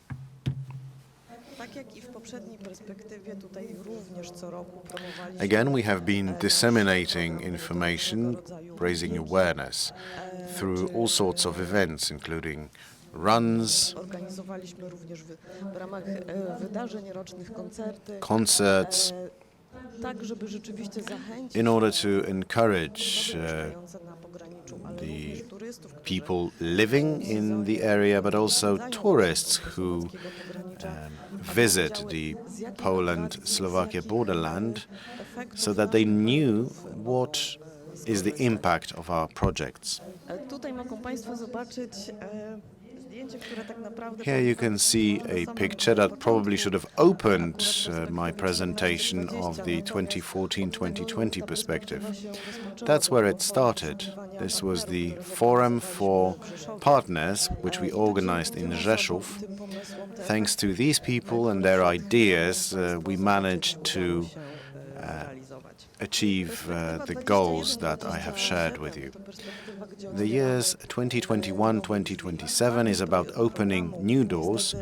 The value of the project has gone down considerably, but we are going to continue developing a safe and secure and sustainable borderland. The next axis is a borderland better connected. We'll be focusing on road transport, electromobility. We know how important it is to mitigate climate change, and this involves using low emissions transport. The key axis is a borderland that's creative and touristically attractive. This will be about ensuring the sustainability of our projects from previous perspectives. It is also about promoting our past achievements. We have also allowed SMEs to participate in various measures under this axis. And the last axis that has available funding is the cooperation of institutions and residents of the borderland. This is about partnership. The program is to promote the cooperation of not just institutions, but also the general public. We've had the first call for all axes. There was a lot of interest, as you can see, 138 applications, and the value of applications is over 200 million euros. And that is well above the value of the entire program.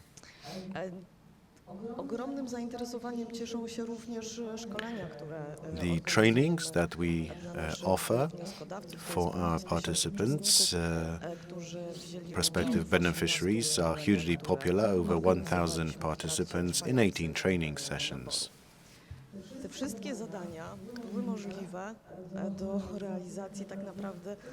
All this was possible thanks to the staff of the Joint Secretariat. That's where it all starts.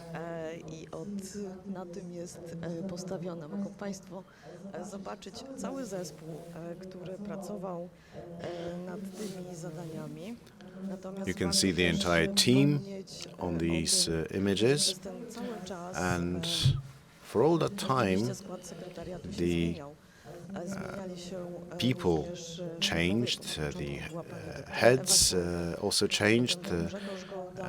Ewa Siedlek, Grzegorz Gołda, Krzysztof Kaczmarek, Martina Dominika. I'm now managing this team together with Paweł Kulawik. I hope that at the end of this perspective, we will be able to tell you more about the beautiful results of our projects. Thank you very much.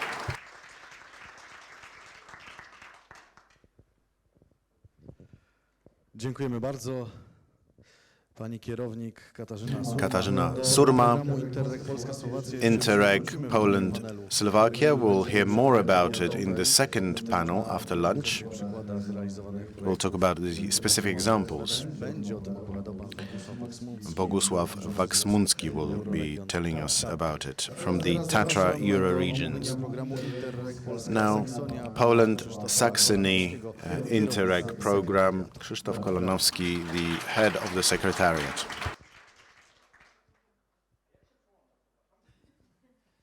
Nie zostałem poinstruowany. Tutaj takie coś? O, tak. Dobrze. Już wszystko wiem. Także dzień dobry Państwu. Z Wrocławia Krzysztof Kolanowski. Krzysztof Kolanowski from Wrocław, the Poland-Saxony Używamy trochę program. naszej takiej nowomowy. Ja może też, ale postaram się, ponieważ jest to chyba prawie ostatnia, albo przedostatnia prezentacja, przed przerwą, także postaram się to trochę This is the last w taki sposób zjadliwy. presentation before lunch, so I'll be Mam concise. właściwie mało słów, bo I don't have nie wykorzystałem too many words to say. I did not umiem dobrze wklejać obrazki, a jakoś complete a course in PowerPoint text. I know how to use images in PowerPoint. I'm not very good with words in PowerPoint. Now, what is Saxony? We know what Poland is. What is Saxony? It's one of the Länder of Germany that borders on Poland. We have three EU cross-border cooperation programs. The Northern Program, at the top, Mecklenburg and Zachodniopomorskie, and a part of Brandenburg. We have the Central Program, Brandenburg and Lubuskie, and our program, Saxony and Poland. So we're working for both countries, for Poland, for Germany, and for Europe. And that was for you in German, the same statement. Now, why are we talking about Interreg programs? Interreg programs, and it has to be said, are programs financed from the EU funds, from the European Regional Development Fund. Życie na pograniczu jest nieco trudniejsze niż gdzie indziej. Po pierwsze są to obszary peryferyjne. These are peripheral areas. Almost always, Bratislava is an exemption. Poland, Slovakia, Bratislava is not part of your support area because it doesn't need support. In our case, it's also similar. But this border does exist. Is not that in the EU there are no borders. They exist. You can easily cross them, particularly in the Schengen zone. There are no passport or customs controls. But when you move from one country to the other, you get into a completely different legal system and social, also a different language area. And that makes it difficult to function. There are barriers, basically. The Interreg programs seek to mitigate the barriers, and that's why money is channeled to these programs.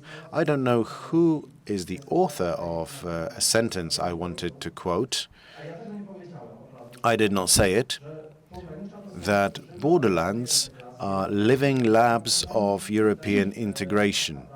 It's in the borderlands that you see best this part of Europe where individual member states touch upon one another. This is our support area. It's not all of Poland and not all of Saxony. It's part of Lower Silesian region, Jelenia Góra, Zgorzelec, Bolesławiec. We have one district from Lubuskie, Żarski, and two districts in Saxony, Görlitz and Bautzen, in Polish, Gorlice and Budziszyn. But not Dresden and not Wrocław. These are big cities. They don't need support. They can apply for other funds. And that's it in terms of theory. This is our borderland. This is a picture taken in Poland. And the church is on the German side. And you can cross the bridge. What city are we talking about? Zgorzelec and Görlitz.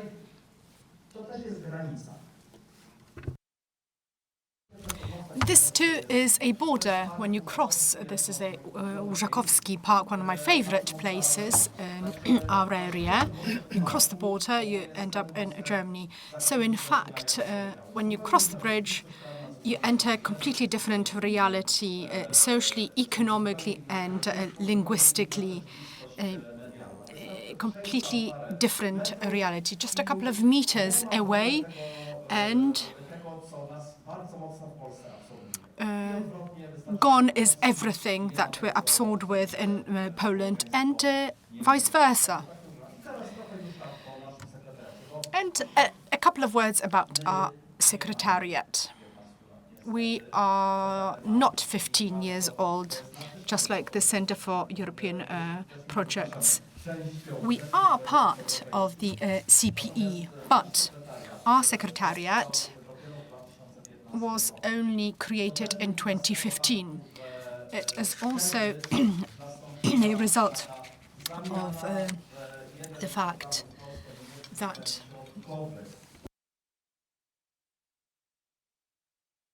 one of the projects moved from the structures. Brandenburg and Poland moved to Germany from Zielona Góra to Frankfurt. This is our first conference, opening conference. We have the head, Paweł Kurant, in the front row. He's going to join us today because it's also today an opportunity to celebrate all our former employees. You can see the numbers of projects. I'm going to provide you with an interpretation because, as I said, I'm better at copy-pasting pictures. 4 road projects, 17 tourist projects, 16 educational ones, and 25 in the so-called institutional cooperation and partnership axis. So we have loads of different projects, cooperation of the police, firefighters, or kindergartens. The fund for small projects, like cultural projects too, are included here. So altogether we had 62 projects. I'm not going to explain what the pictures are about. As you can see, some were about tourism, some culture. I don't like that terminology, but I have to use it. We had over 65 million in this perspective, and all of that was spent on those projects I referred to. When it comes to the most interesting ones, because it is very easy, well, maybe not very easy. There are standard projects when it comes to tourism. More peripheral regions want to have a tourism profile. They want to be more attractive and competitive, and if that can be done with a partner that is from a neighboring state, very good. But we have projects, for instance, focusing on learning the language of our neighbor, even in kindergartens, because the language barrier is very visible. It's not that visible when it comes to borderland between Poland and Slovakia. Even if one does not know the language of the neighbor, you can communicate. When it comes to our borderland, it is not all that simple. I can share something interesting about partnerships. What do partnerships look like? We tend to think that Poles learn German more often than Germans learn Polish. That is true, but institutionally, means that if an institution from Poland works with an institution from Germany, a bilingual person, in fact, is located in the German institution. It is often a person with Polish citizenship or of Polish origin. So this is something very specific for borderland. So those bilingual people focus more on the neighboring country. And this was something that was surprising even for me. We had more partners in the linguistic cooperation from the German side and Saxony. Now, we need to bear in mind that if one institution took part in more than one project, it is counted more than once. We had 344 small projects. We referred to regular projects. We talked about them with a budget of at least 50,000 euros. I know we had contracts signed for millions, but we're a smaller program. 50,000 euros is this limit below which a project is considered a small one. These are projects that are simpler. Usually they pertain to cultural cooperation, exchanges of students from schools, associations, NGOs, and they too constitute an integral part of each Interreg program, even if we in the CPE don't really deal that much with that. We deal with the fund for small project, but those small projects also translate into the success of the entire undertaking. It is our success too. We all like to count our participants. We have approximately 166,000 participants. I know our director likes to stress that, but these are things that stay in people's minds, in their memories. And a person that at least once participated in such a project, was it a cultural project, a workshop, or a tourist exchange, or competitions, they always deal with neighbors and get to know the other culture. This leads to a better integration and doing away with the stereotypes that somehow are stuck in our heads. And that person that stays with that, maybe it's not a material result, but it is something that is in people's minds. It is maybe not a new infrastructure that was built, but it stays and is permanent. And that also allows us to cooperate and function peacefully, and it is so important in these times. Some more pictures. The COVID pandemic was very difficult indeed, not solely because of the disease, but also we had to deal with a truly closed border. Most bridges connecting Poland and Germany were closed at the time. So one had to get to a choice of designated border crossings. We don't have border controls. Wherever you have a bridge, you can, cross the bridge, or you can take a boat and get to the other side of the river. And that really was very difficult indeed. This picture is a half legal picture because I have to tell you about the source. This was a picture that was used by world media. We have celebrations of the end of Second World War, a bridge between Zgorzelec-Görlitz, and we have a bridge and authorities both from Poland and Germany celebrating together. And some pictures from the life of our program. We have our annual events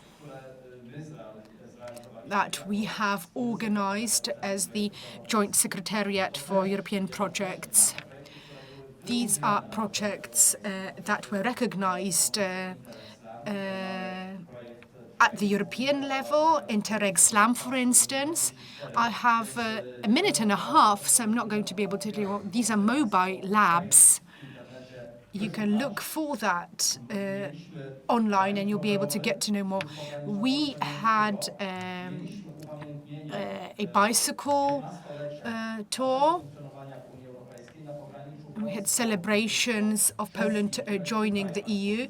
You see 3 countries and flags here, Poland, the Czech Republic and Germany. We're going to be celebrating next year the 20th anniversary of Poland joining the EU.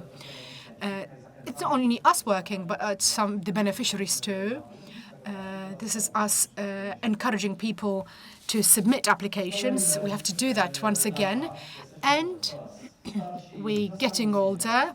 Sometimes some people leave us, sometimes new people join us.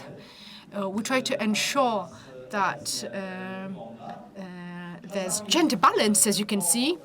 This is our team now. Now, after a success, we can celebrate, just like today. And my final 30 minutes. Please allow me to say the following. Really, let's celebrate together because it is our anniversary, our common anniversary. The director referred to that. And I'd like to really nod to those of us who've worked with us for 15 years. If someone has in their CV that they've worked for 15 years in just one place, it means that they're the owner of the company and they've been very successful at it indeed. Or they see a deeper meaning in what they do. Times change there, sometimes better and the worse, but we can also, laugh at what we do. But work is also about people and relations between them. So I encourage all of us to celebrate together and happy anniversary. Thank you very much. You can follow our conference online. If there's a Polish stand-up comedian, maybe they'll come up with a proposal for you, and you can develop in that area. I'd like to ask Madam Katarzyna Bartnik, the leader of the Secretariat of the Program of Cross-Border Cooperation, finance from EU funds within the EU Neighbourhood Instrument. A round of applause, please.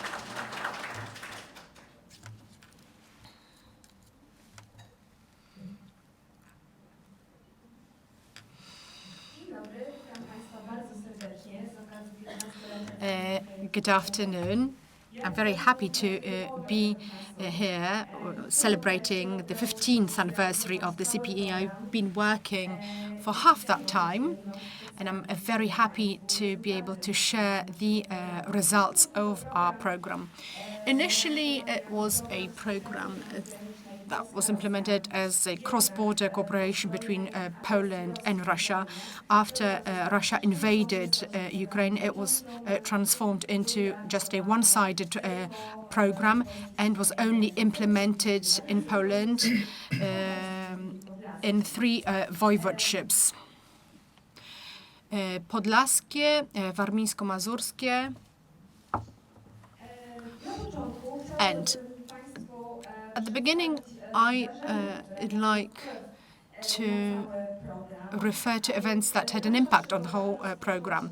Our adventure started in March 2017, when the Joint Technical Secretariat was opened. At the end of that year, a financial agreement was signed between Poland, Russia, and the European Commission. And this was the official moment of projects being selected for implementation. In March 2018, we selected 3 big infrastructural projects, and in April, we had the first call for applications. It was the sole call organized within our program, but it was so popular that, in fact, we distributed all funds available within that one call. In 2019, in January, we had the selection of projects in heritage, then projects when it comes to environment and accessibility. And in March 2020, we were all surprised by the COVID-19 pandemic, and all of that had a huge impact on the implementation of cross-border projects. Because on the one hand, borders got closed and we could not organize meetings and establish new relationships and meet with partners. It also meant that projects had to be prolonged and savings were made in the projects. And we could, in fact, contract 2 new projects within the heritage. In June 2021, we had all projects that were contracted within our program. And in February 2022, Russia attacked Ukraine, the war started, and it was a turning point for our program. We had to completely change it and adapt it to the new situation.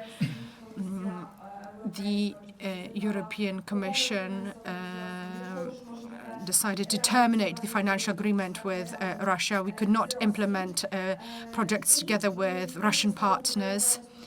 And there was a European regulation on the basis of which we could get funds that were initially provided to Russian beneficiaries, and we could use them for Polish beneficiaries.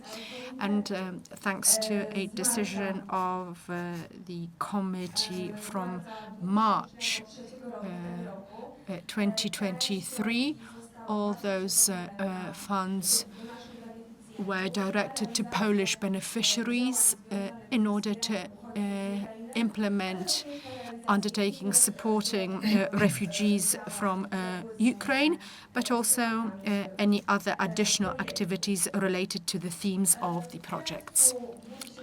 In June 2023, we finalized getting back the money from Russian partners, and we're going to finish all the projects in December this year. Next year, until the end of August, we plan to finalize the accounting of all projects. So the Joint Technical Secretariat will close, and the program will be finally closed in 2025, and it will be discontinued for obvious reasons. And our beneficiaries from our area will be able to use the Southern Baltic program and Interreg program Poland-Lithuania.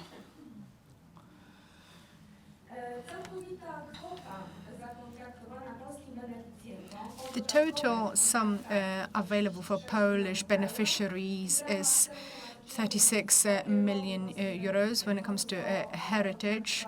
Initially, we had 10 million euros available, and after the program was adapted, initially 2.8 million euros. When it comes to the thematic goal of environment, initially this was 8.7 million euros, and then an additional contracted amount of 1.3 million euros. When it comes to accessibility, initially our beneficiaries had at their disposal 9.8 million euros, and then they received an additional 3 million euros of support. That additional money in green was something we obtained this year, so that was a lot of work indeed for us, for beneficiaries, for the managing institutions, for the Joint Technical Secretariat, that had to deal with all the procedures, had to go through them and go through all the documents. But we were very successful at doing that. On my next slide, I refer to the number of projects that were implemented, divided into priorities. Heritage, we had 2 big infrastructural projects and 14 regular projects. environment. 10 regular projects were implemented, and accessibility, one big infrastructure project, and 4 regular projects. Now about the results of our program. The thematic objective of heritage, 14 buildings have been renovated, 32 kilometers of trails, 1 museum ship has been renovated, 2 apps have been developed for Gothic castles. The Amber Museum has been opened in Gdańsk, and we had 12 exhibitions. A few examples of our achievements. You probably know what these places are. Next to the Malbork Castle, we have revitalized the boulevard on the Nugat River. Sołdek Museum ship, and a biking trail was built around the Boyen fortress in Giżycko, along with a renovation of the wall. Here you can see the Amber Museum in Gdańsk. It is located in a large mill-listed building. And with the additional funding that we recovered, we developed a research and renovation of Amber Center has been devised.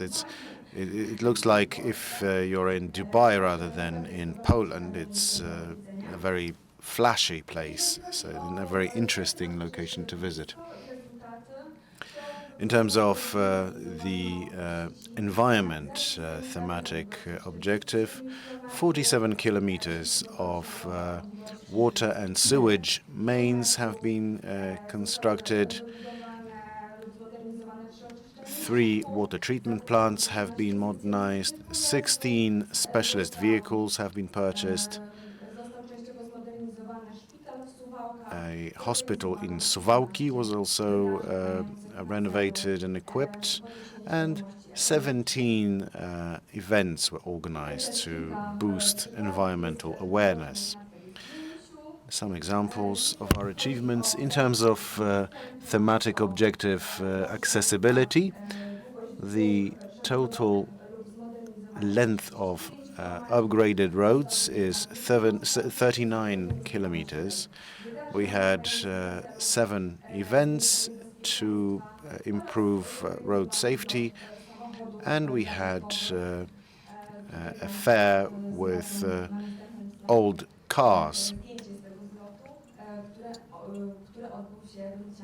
And that took place in Ruciane-Nida.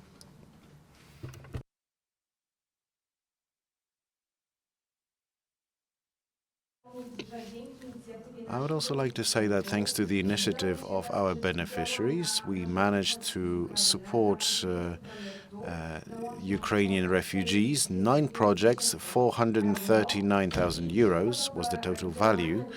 Examples of activities included renovations of schools, also daycare centers, and accommodation has been revamped, providing psychological support, language courses, arts classes, singing classes. And the Marshal's Office of Pomorskie organized summer camps for 330 Ukrainian children. As this is an anniversary, we'd like to warmly thank my colleagues on behalf of the entire Joint Technical Secretariat. Thank you for your cooperation, because we would not be as successful in terms of the results of the program without your daily support. Particularly thanks to Leszek Bugler, the director of CPE, who's been providing support with all events.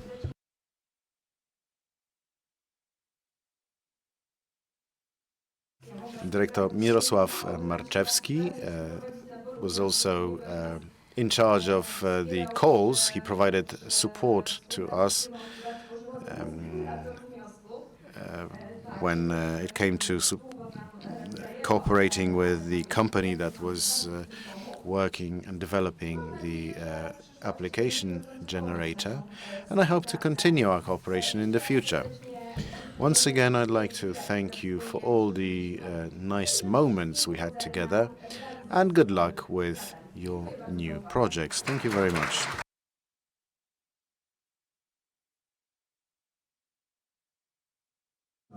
Katarzyna Bartnik, head of the Joint Technical Secretariat as part of the European Neighbourhood Instrument.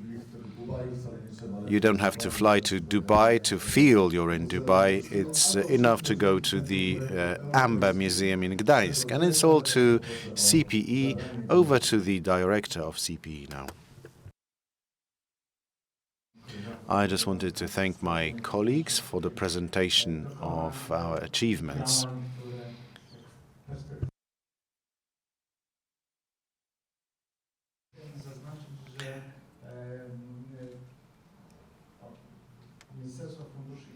The Ministry of Regional Funds and Policy is the ministry to which we report, and it houses managing authorities for individual programs. We are cooperating with departments at the ministry, the Territorial Cooperation Department, the European Social Fund Department, the Information and Promotion of European Funds, and the Budget Department, Technical Assistance Department, and I would like to express my gratitude to the staff from these departments at the Ministry of Regional Funds and Policy.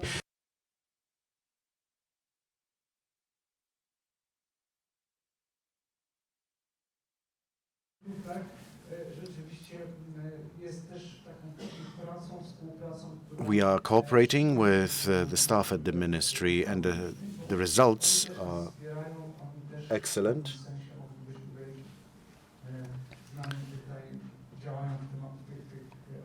They are cooperating with us, focusing on calls, on thematic objectives, and the development of programs. So my heartfelt thanks to the Ministry of Funds and Regional Policy. And now over to our moderator to announce that it's lunchtime. We have completed the first panel, and we're going to have lunch at Mirage restaurant. And in an hour, we will discuss specific projects from CPE.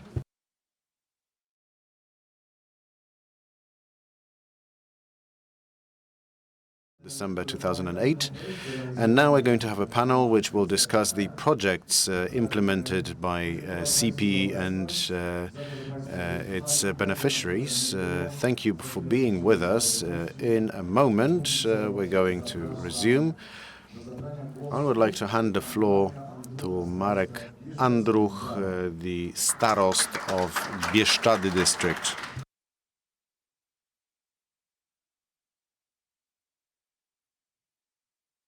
A warm welcome. Thank you very much. On your anniversary, let me congratulate you for your successes. Let me wish you at least another 15 years. And I'd like to thank on behalf of myself and all of us for the things that you're doing. These are great things, and the local communities are benefiting and have benefited, and we have benefited from your support. I'll try to tell you some details. The Bieszczadzki district has benefited a lot. We had two projects from the Poland-Belarus-Ukraine program.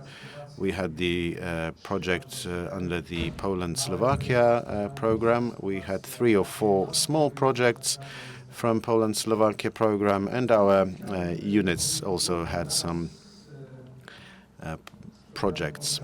I would like to tell you about a project from the road infrastructure part of Poland, Belarus, Ukraine. We have been doing that with a nearby Ukrainian district. And another program is the upgrading of hospitals. This program, we worked with Stary Sambir Rayon. It's a big district. The big district was then transformed into a smaller one as a result of reform in Ukraine. The projects that we implemented had 3 dimensions. First of all, it was about addressing current problems, very basic problems on our and on their side. You know what kind of roads we had in Poland, so no comments needed. There was problems with hospitals as well. The second dimension was a bit more complicated because we wanted these investments under these programs, and we were not sure that there would be more government programs. But we wanted these programs and projects to be strategic, so that what we do wouldn't just address an urgent local need. It was about addressing the problem of sustainable long-term development for the region. And the third dimension, the most comprehensive one, the infrastructure complex that we built with your financing, among others, we wanted it to enable us to build a shared economic and cultural area of the borderland to enable local communities to enjoy a better standard of living, to grow and develop. Thanks to these programs and around them, we built up a whole series of local government partnerships along the border. We were working with 2 rayons in Ukraine, but we have partnerships with at least 10 or 11 rayons. So the final result was to establish a trans-border, cross-border functional area. The sustainability of the project was to be guaranteed with institutional development. The times are difficult. We don't know what's going to happen. But these programs have had to be flexible. They changed, they evolved. We started with a small budget. Ultimately, we had a large budget, but the seed capital came from CPE. That enabled us to start these projects. That's what was needed, our flexibility, but we also relied on your support and cooperation. I'm very grateful for the assistance that you have provided to us. Without your help, expert help, it would have been very difficult for us to accomplish it. So my sincere thanks to the entire team, to the director, the manager, and all other staff supporting us. Now, to the point, very briefly. The first project was a road infrastructure project with Turka.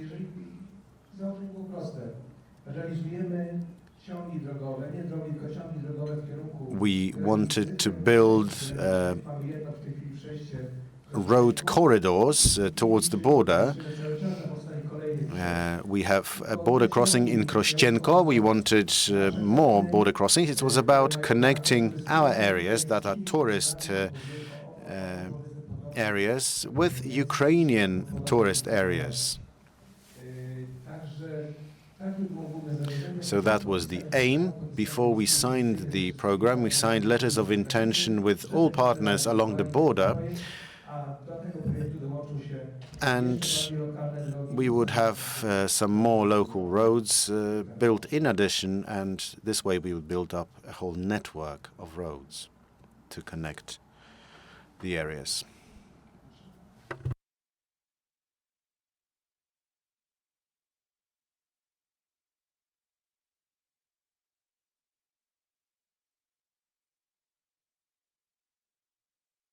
This is the first project, Bieszczady district. The total budget, you can see it here.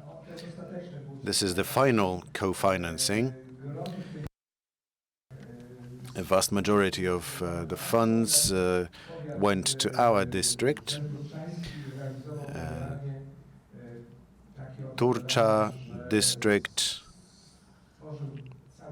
created a lot of documentation related to road construction.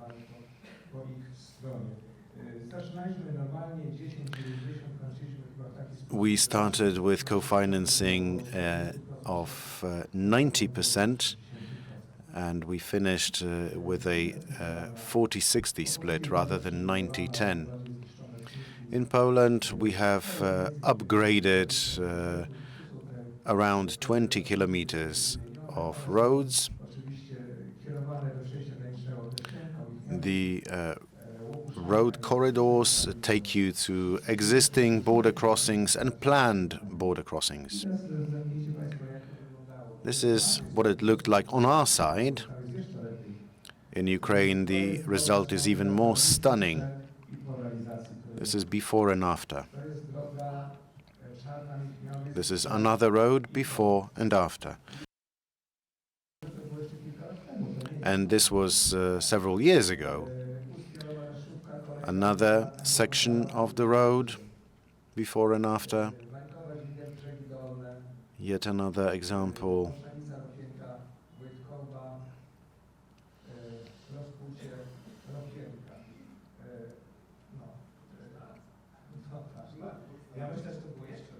I think it was even a bigger impact. It's still on our side, and let's make that clear. This is before and after.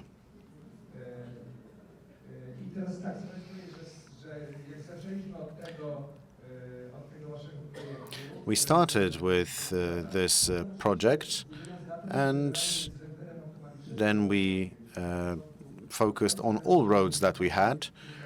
So now we can focus on technical infrastructure. For our district, road issues are absolutely crucial. We are a tourist area, so tourists need to be able to reach us. Without roads, we would not develop.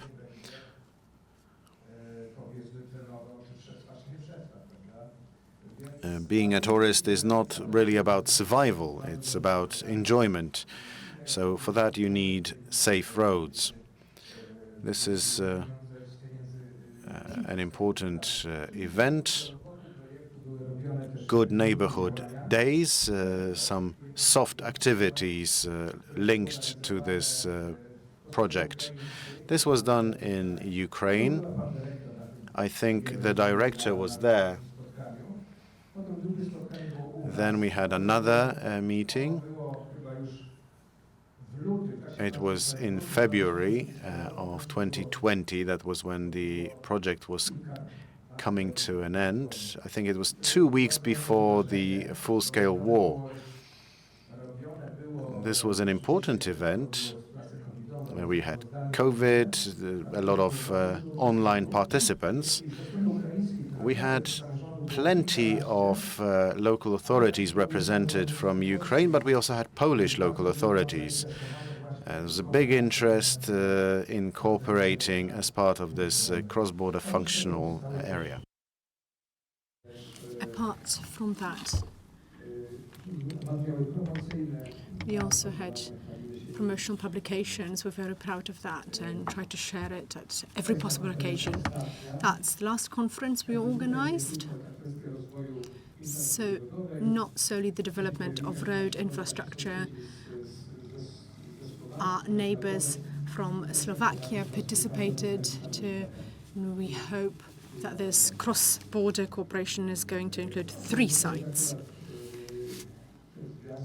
And this is a film the Ukrainian side prepared, connected by the Carpathian Mountains. Very good film. And obviously lessons about safety. We had all sorts of competitions. We've already implemented the project. Let me briefly touch upon certain difficulties. And the second program on life-saving, we were the main partner in a hospital in Stary Sambor from the Ukrainian side and a hospital from Stary Sambor. Initially, this was a big program of modernizing our hospital. On the Ukrainian side, they were to buy equipment to increase the level of services provided in the hospital. We had 1.9 million euros initially. We had 1.3 million. They had around 600,000 euros. And the pandemic erupted. We shared this financing. We were to initially implement certain things in the hospital. Then because of COVID came up, we had to have a COVID ward from the financing so that to prepare society from risks of COVID. We have the ward and it functions as a different ward that is used to provide different type of support. Why am I talking about it? Well, I'm mentioning this because it only goes to show that a hospital that's been modernized using financing you provide, but also means that it continuously functions better for years to come. So we've modernized the hospital and we've restructured the hospital. I think it's the only hospital that's been restructured in our voivodeship. So it really was a significant undertaking. Were we to modernize what we planned in this hospital, we still have problems we would face. So, with your acceptance, we came to the conclusion that we would add an additional ward and simply have an additional building, and it would be state-of-the-art, and it would be in use for years to come, and it would really be of the best possible quality, and would be able to use it, but also our Ukrainian partners would be able to use it. Because as I said, very soon the fully fledged war broke out, and really our hospital is also used as a point of providing support for people who cross the border from Ukraine. We got around 10 million from you. The investment amounted to around 30 to 35 million zloty. So this is the very hospital. Doesn't look that bad, does it? But inside it's not that good. And what's below, it's not the actual hospital. That was the project of the modernization of the hospital. So this is the building we were planning to modernize, and what you see on the right, you came to visit us with a mission, and we were wondering whether we'd be able to actually achieve what we planned. And these are pictures I took yesterday. This is the very same building. You see the facade, and inside it's already in use. So we are filling it with equipment, and in a month's time it will be in use. You see the waiting room, you have the operation rooms, you have the emergency ward and other wards there visible. So it really is ready to be used. This is one of the wards being modernized. What was it like? It was even worse. You see works in progress on electrification. This is new equipment that was purchased for the hospital. I'm really sorry I don't have photos from Ukraine. I was sent documentation yesterday, but I can't open it. They have bought a lot of equipment too, and they're using the equipment.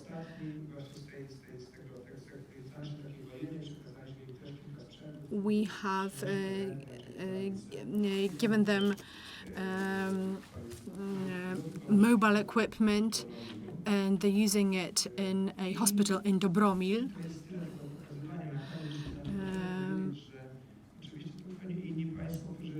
To perform X-rays there. And let me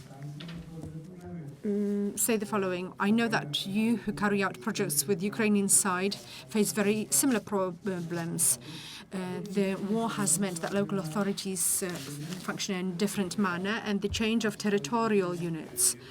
There are huge units, regional units in Ukraine, and they have those competencies with reference to the projects. Well, they have a task, but they don't have competencies, let's put it that way. So there arises the question, who is our partner? Who has the money? Who's responsible for what? There are problems with that. Once again, I'd like to sincerely thank you. The participation in those programs was really very important for us. And it allows us to develop what we try to do in our everyday work. Thank you very much. Thank you very much, Mr. Starost. This is how cross-border regions change in Poland thanks to EU funds. I would now like to ask Mr. Mariusz Chrzanowski from the Institute of Mother and Child to take the floor. A round of applause, please. Good afternoon.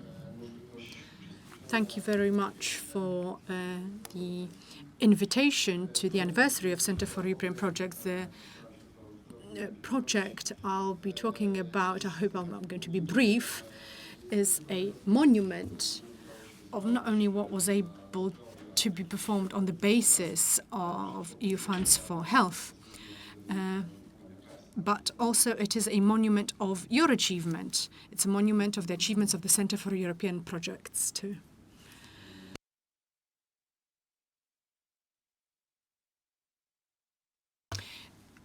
Can I have my presentation?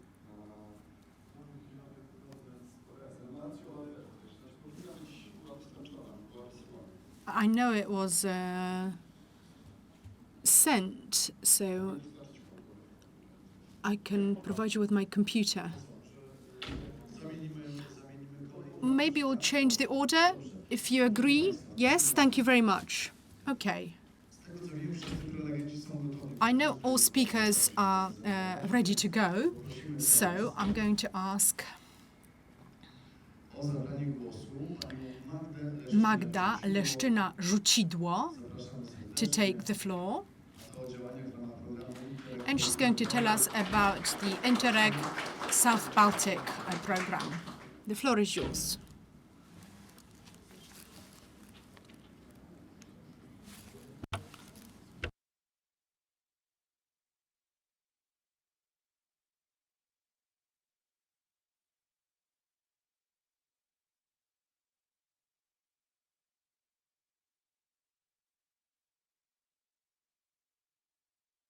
Good afternoon. My name is Magda Leszczyna-Rzucidło. I represent the EU SBR policy area tourism, and I focus on the Baltic area. I'm very happy to be able to take the floor during this very happy event. and share some information about a cross-border cooperation on Interreg South Baltic with you. Due to the fact that we deal with a lot of projects, we decided to share information on one project which is closest to our heart about cycling, and we received financing from Interreg South Baltic. BBU Biking Upgrade is a project supporting SMEs on the southern part of the Eurovelo route. So it's the Baltic cycling route. I'm not sure you know that around the Baltic Sea, that is very close to our hearts, and it's close to the Pomeranian Tourist Organization. There is a cycling route that goes through all 8 member states, and one can cycle all around the Baltic by bike. It's a long biking route. I've never covered all of it, but I know some people who have done it. It's a very beautiful route where you can admire the beauty of the Baltic. Eurovelo 10 goes through the countries of southern Baltic, northern Poland, northern Germany, part of Denmark, southern Sweden, and 99 kilometers of the Eurovelo are in Lithuania. Within our project, we have 9 partners. The Pomeranian Tourist Organization is the leader of the project. We have organizations from Denmark, Lithuania, southern Sweden, and Germany cooperating with us. So we have 5 partners from all countries of Interreg Southern Baltic. But what's interesting, we also have a Belgian partner, because that's the European Cyclists Federation. It's the biggest organization dealing with the Eurovelo routes, all 19 Eurovelo routes in the EU. It's an organization that has worked with us during our previous cycling project, and it was a very reliable partner, and they have a lot of expertise in developing cycling routes, and that is why we decided to cooperate with them again.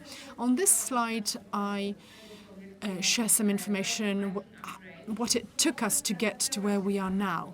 It started with Interreg Southern Baltic in 2017. It was continued thanks to another project from the Swedish Institute. And then when the next financing perspective came up and we had new sources of financing available, we decided to immediately continue the project. Well, first of all, we were able to finance it from the seed money project. So that seed money allows us to prepare partnership and documentation. And then we got within the first call Interreg Southern Baltic financing to allow us to continue the project for the next 3 years. What's important is that our previous project that we finalized in 2019 was our first project.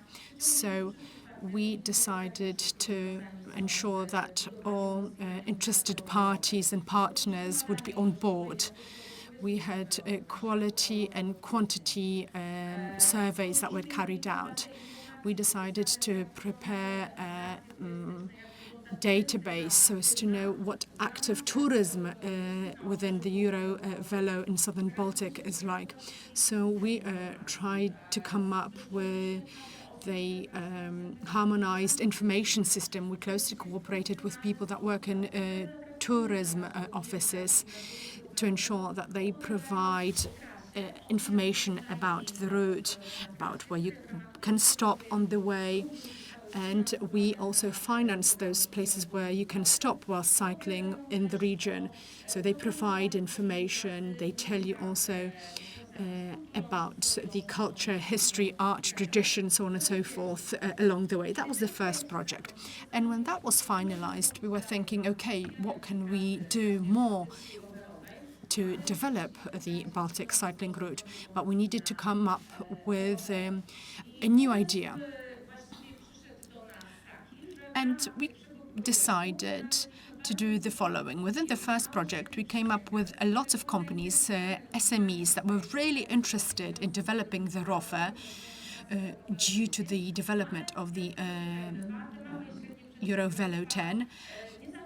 But those SMEs don't always have the financing, the human resources, and they can't always participate in trade fairs and see what competition in other countries does and how to develop sustainable services, what to do. So they very often simply don't come up with such offers and such services. And we decided to provide SMEs with such support.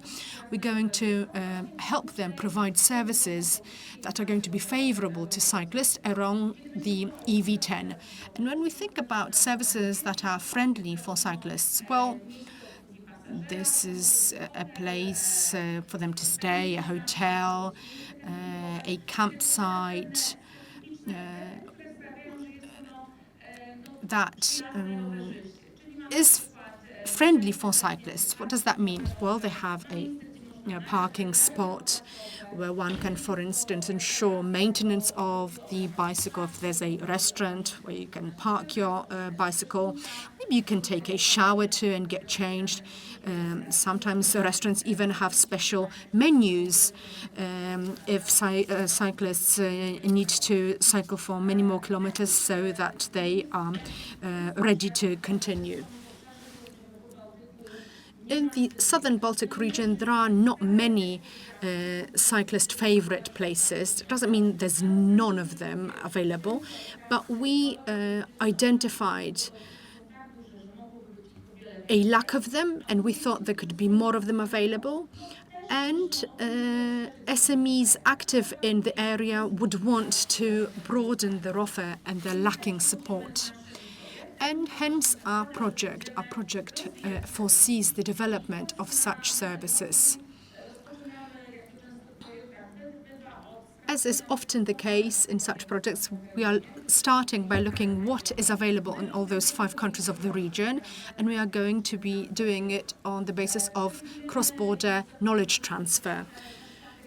We have foreseen first workshops that are going to be held regionally and also in a cross-border manner to invite experts, planners in regions, in cities who deal with cycling tourism, active tourism from all those 5 Baltic states. We want to bring them all together in one place and think about cyclist-friendly services to be able to develop it further. At the same time, we want to focus on standards.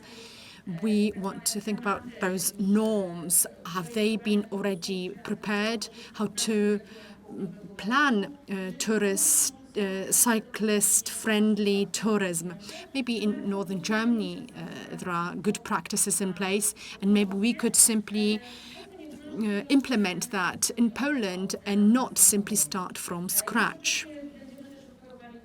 We are also going to prepare the training course for SMEs to provide them with that collective knowledge. Also with the assistance of our Belgian Cyclist Federation, because they regularly provide us with information, analyses from experts who deal with EV10 or EV7, and they're extremely advanced with cyclist-friendly services, and they are very eager to share that experience with us.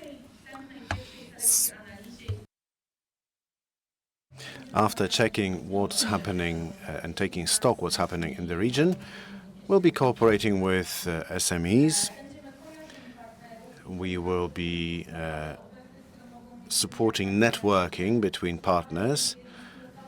One of the examples of what we want will be a pilot project. Under the project will be a bike rental, which would be similar to renting a car from Hertz or Avis.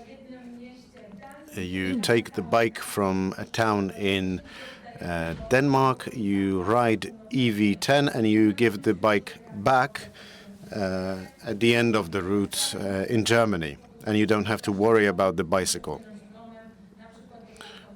Or you can board a ferry and then go to Sweden.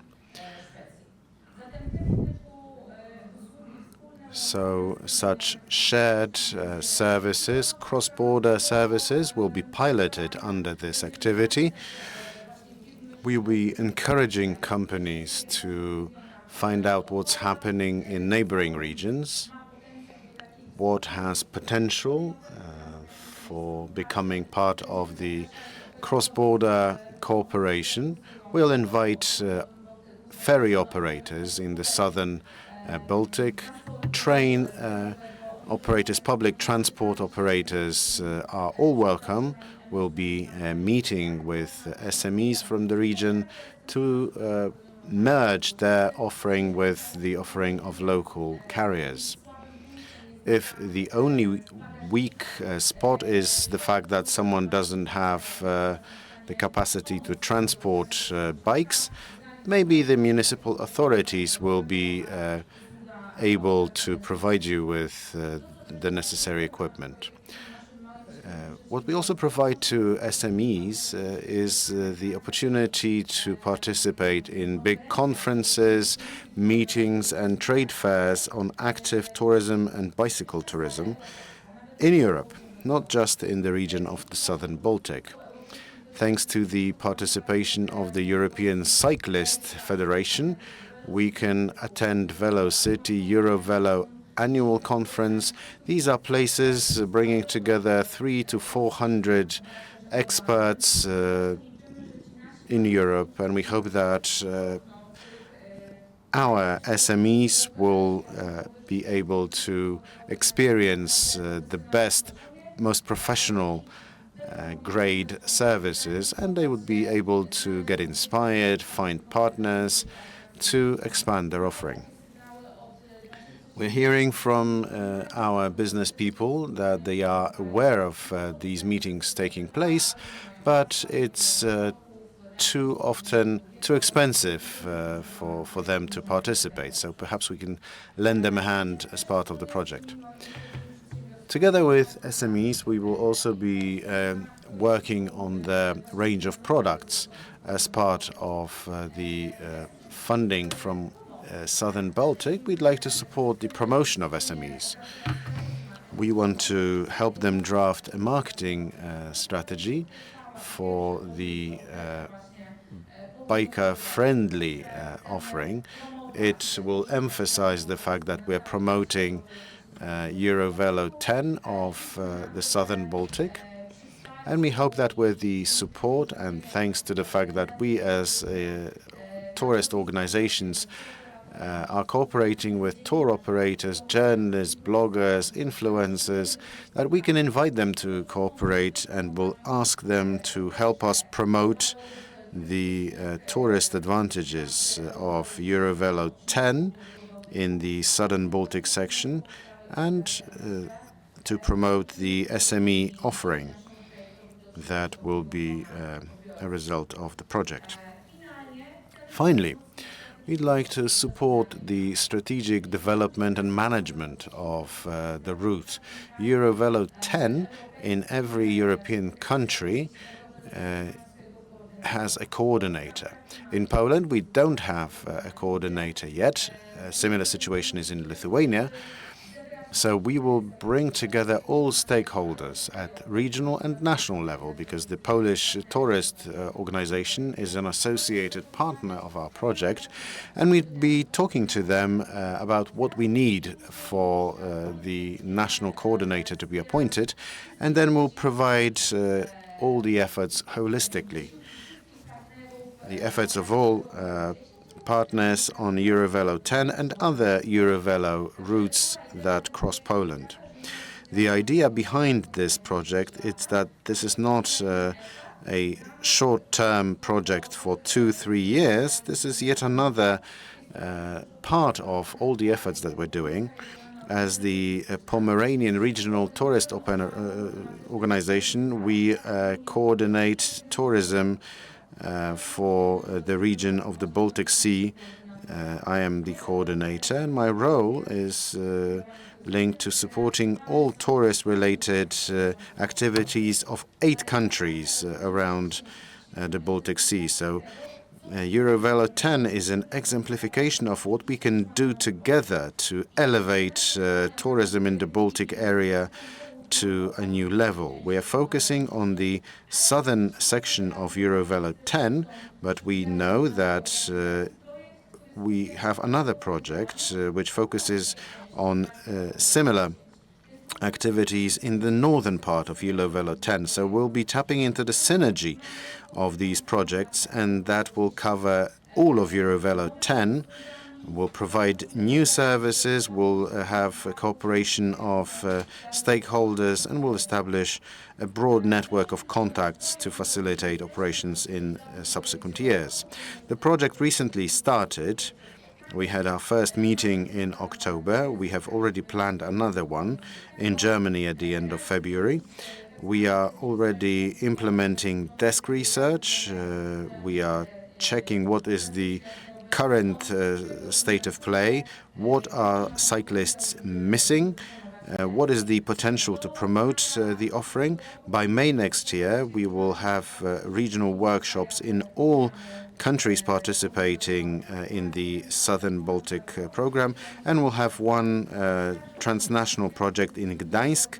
As we are the coordinator of the tourism area, we can make it even more important, and we're hoping to invite partners from other bicycle-related projects from the Baltic Sea area.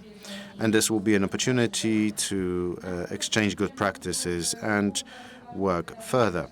We are planning 2 important events at European level. We will also have joint webinars as part of this tourism thematic area to promote bicycle tourism in the region of the Baltic Sea. But of course, as usually is the case, we will be focusing on Southern Baltic, Pomerania. While promoting Eurovelo 10, the southern part of the route is a leader that stands out, develops very well, and offers not just beautiful areas for active tourism, but also a comprehensive offering for the tourists who want to ride more than 10 kilometers from point A to point B, but who would like to visit the cross-border connections of Eurovelo 10. This is the idea, thanks to the Interreg South Baltic program. We have the funds as a result, and that's it from me. Thank you very much.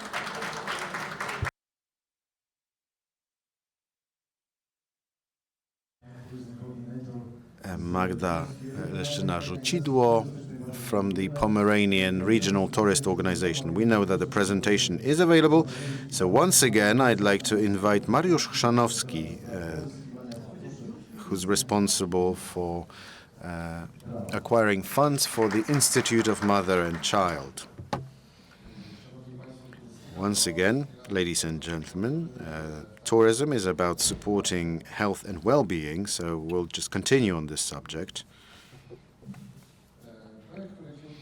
The project I would like to tell you about, we accomplished it in the previous perspective thanks to CPE's support. It ended at the end of 2020. It was about genetic diseases, education and diagnostics. The project is a foundation for a structure of several floors.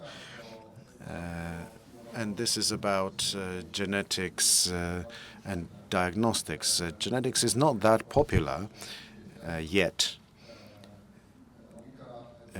Omika is the name because it has 4 main components of diagnostic approach. For genetically motivated diseases, this improves diagnostic efficiency. They shorten the odyssey, diagnostic odyssey. That's what medical professionals call it. And that matters hugely for genetic diseases which are difficult to diagnose.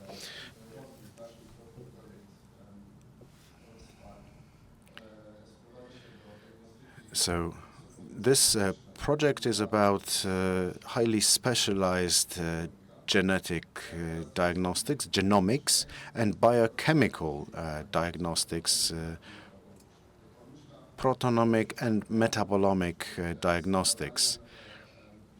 This involves testing proteins that become markers for diagnosing various genetically and not just genetically motivated. Metabolomics is analyzing biochemical processes, metabolites at cellular level. And these three routes, genetic diagnostics, analyzing the genetic code, DNA, in coordination with the two others, basically is about decoding at cellular level, and that produces huge, fantastic results in diagnostics. This venture was, as a result, highly important for our diagnostics center.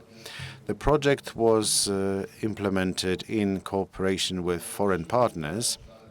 Three main areas, since this was a project piloted by CPE. We had transfer and study work and implementation work for lab diagnostics and for the implementation of educational projects for medical professionals in Poland. Our national partner was the Interdisciplinary Center of Mathematics and IT Modeling of the Warsaw University. We tend to associate this partner with one of the apps for weather forecasting. They have a very advanced processing center. They specialize in data processing, and they took upon themselves to prepare a bio-IT course. We had also geneticists from the Institute of Mother and Child participating in this project. Why the course? I will tell you more about the course in a moment. Right now, globally, access to technology is easier and easier. What you need is access to good practices. But for genetics, the main barrier that all leading centers are facing is the ability to process unimaginably huge amounts of genetic data that is generated by our devices, not even diagnostic devices. You need to engage more and more staff, interdisciplinarily trained, not just IT experts, but also people who have the know-how and experience from the area of medicine, biology, and IT. The idea to embed this course in the project came from the head of our Medical Genetics Institute, who advocated for adding this element to the development of diagnostics to support the interdisciplinary staff and bio-IT experts in Poland. Our foreign partners included the Catholic University in Louvain, Charles University from Prague, University Medical Center in Amsterdam, and the Radboud Universiteit in Nijmegen, the Medical Institute. The key components in this venture: operations-wise, the project was very extensive. It included many diverse operating components. During the closing conference of the project, we said that during the implementation of the project, we had to generate over 5,000 processes in order to handle the entire venture. The starting point was our cooperation with foreign partners. We needed to structure it the right way to enable the cooperation of labs, for example. So that was the implementation work.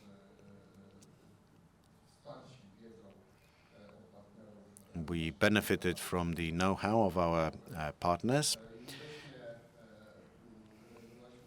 At the same time, we were running a big program for purchasing specialized equipment, both for genetic and biochemical diagnostics. With this magnitude of operations, we needed to program adaptation and construction work to convert the premises, and we also needed to address as yet uncatered for needs of medical professionals in Poland, to use the knowledge generated from the project. And we also had the Bio-IT course. The value of co-financing was over 35 million. The total value was almost 34, the actual value. Specialized diagnostic procedures, 20 in number. These were lab procedures and support methods. This was diagnostics that focuses on genetic diagnostics, molecular and cytogenetic, gene sequencing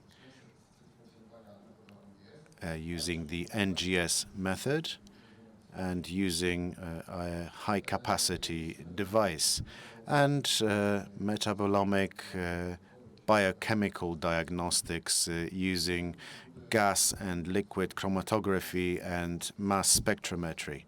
These are highly advanced diagnostic devices and procedures, and the experts in this field are few and far between in Poland. The key institutions involved were the medical genetics unit and the metabolic diagnostics unit at the Institute of Mother and Child. The clinic was the first ward in Poland that looked at metabolic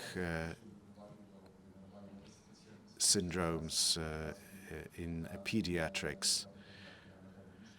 So we generated a new field of specialization, metabolic pediatry. The essence of the program was focusing on training medical professionals. We split these groups into various groups. We also trained lab experts. We trained them in difficult procedures, and we also had courses for interdisciplinary staff. Altogether, we had 27 different educational programs, 93 courses and seminars. We trained over 1,200 people, and the educational programs were delivered by 72 lecturers.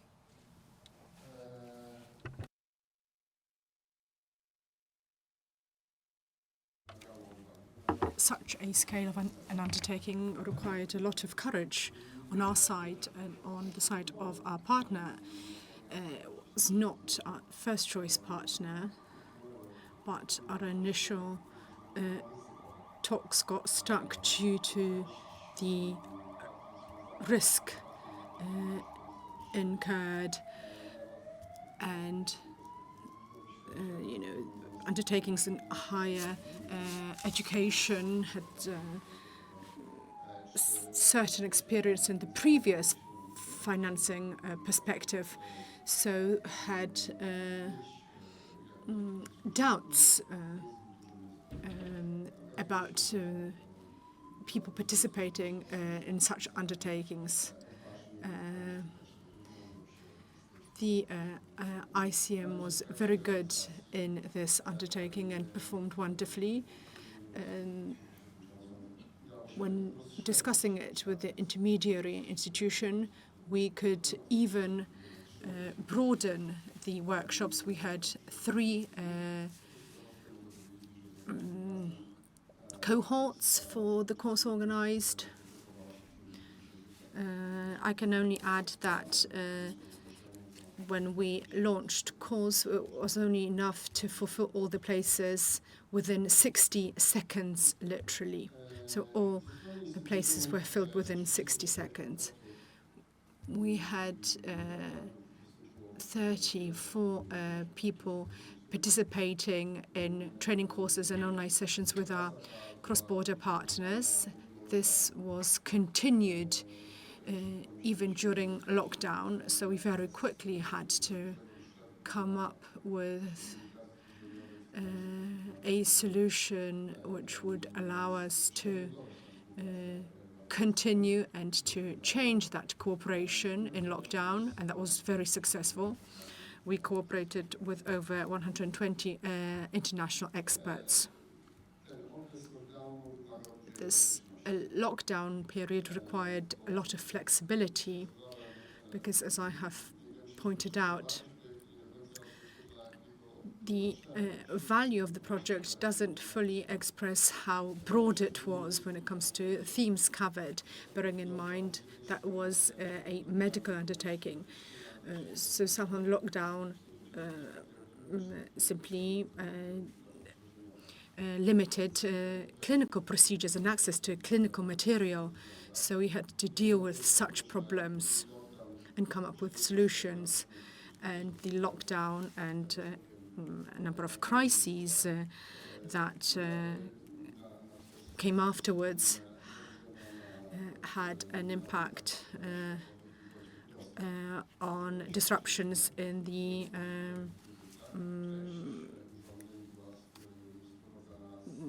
value chain of services provided and of goods. Sometimes we had to things were brought by sea, and we had to be not only flexible, but we also had to be determined to ensure that things could be continued, bearing in mind we had to normally work in the unit of genetical medicine and metabolic diseases. We had around 100 experts supporting the undertaking. These were mainly scientists and experts to ensure that things run smoothly, especially when it comes to the NGS sequencing equipment. We received support from the Institute of Biochemistry and Biophysics of the Polish Academy of Sciences. Ladies and gentlemen, I think that this undertaking, as every undertaking when it comes to implementation, was a prototype to some extent, and that requires a specific attitude. That is why I'd like to thank all of you gathered here today. Director, without your help and without your understanding, with this, at the same time, discipline and flexibility are both crucial. Were it not for you, we would have not succeeded. Thank you very much.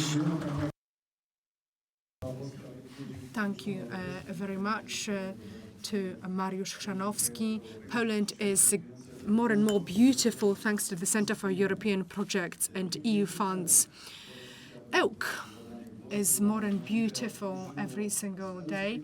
I would like to ask Monika Murzyło from the Ełk Culture Center to take the floor now.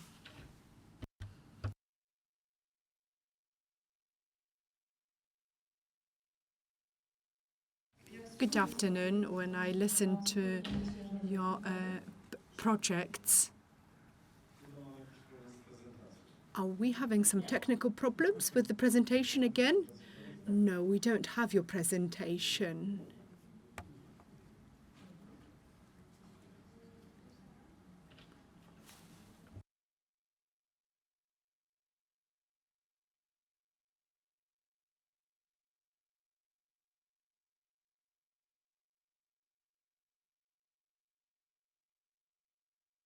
Okay, we're going to do it in the meantime, so we're going to connect your presentation.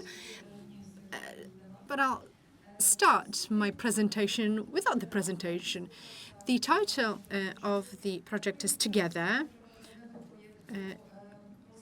Was part of the former project Poland-Russia. We had two partners from Russia. Compared to the projects we've heard about now, was like quite small. It was slightly over 170,000 euros on the Polish side. It was quite a lengthy project, and in my opinion, slightly complicated. We applied in 2018. In 2019, we had a financing decision. We started in work on the project in January 2020. We managed to meet once, and on the 13th of March 2020, the first lockdown was declared, and we never saw our partners again, in fact. So the first year was a year of waiting what next and whether we would be able to continue the planned implementation, and that did not come. So during the first year, we concentrated on what could have been done without contacting or without directly contacting our partners. So these were activities that did not require the participation of third persons. The center was simply closed. We were stuck and we were waiting for what would come next. That is why during the very first year we decided to start an investment. From our side, this investment was an adaptation of a cellar of an art school, and it is part of the Oak Culture Center. And great, we have the presentation. So this is the value of the project, that's the history of the project.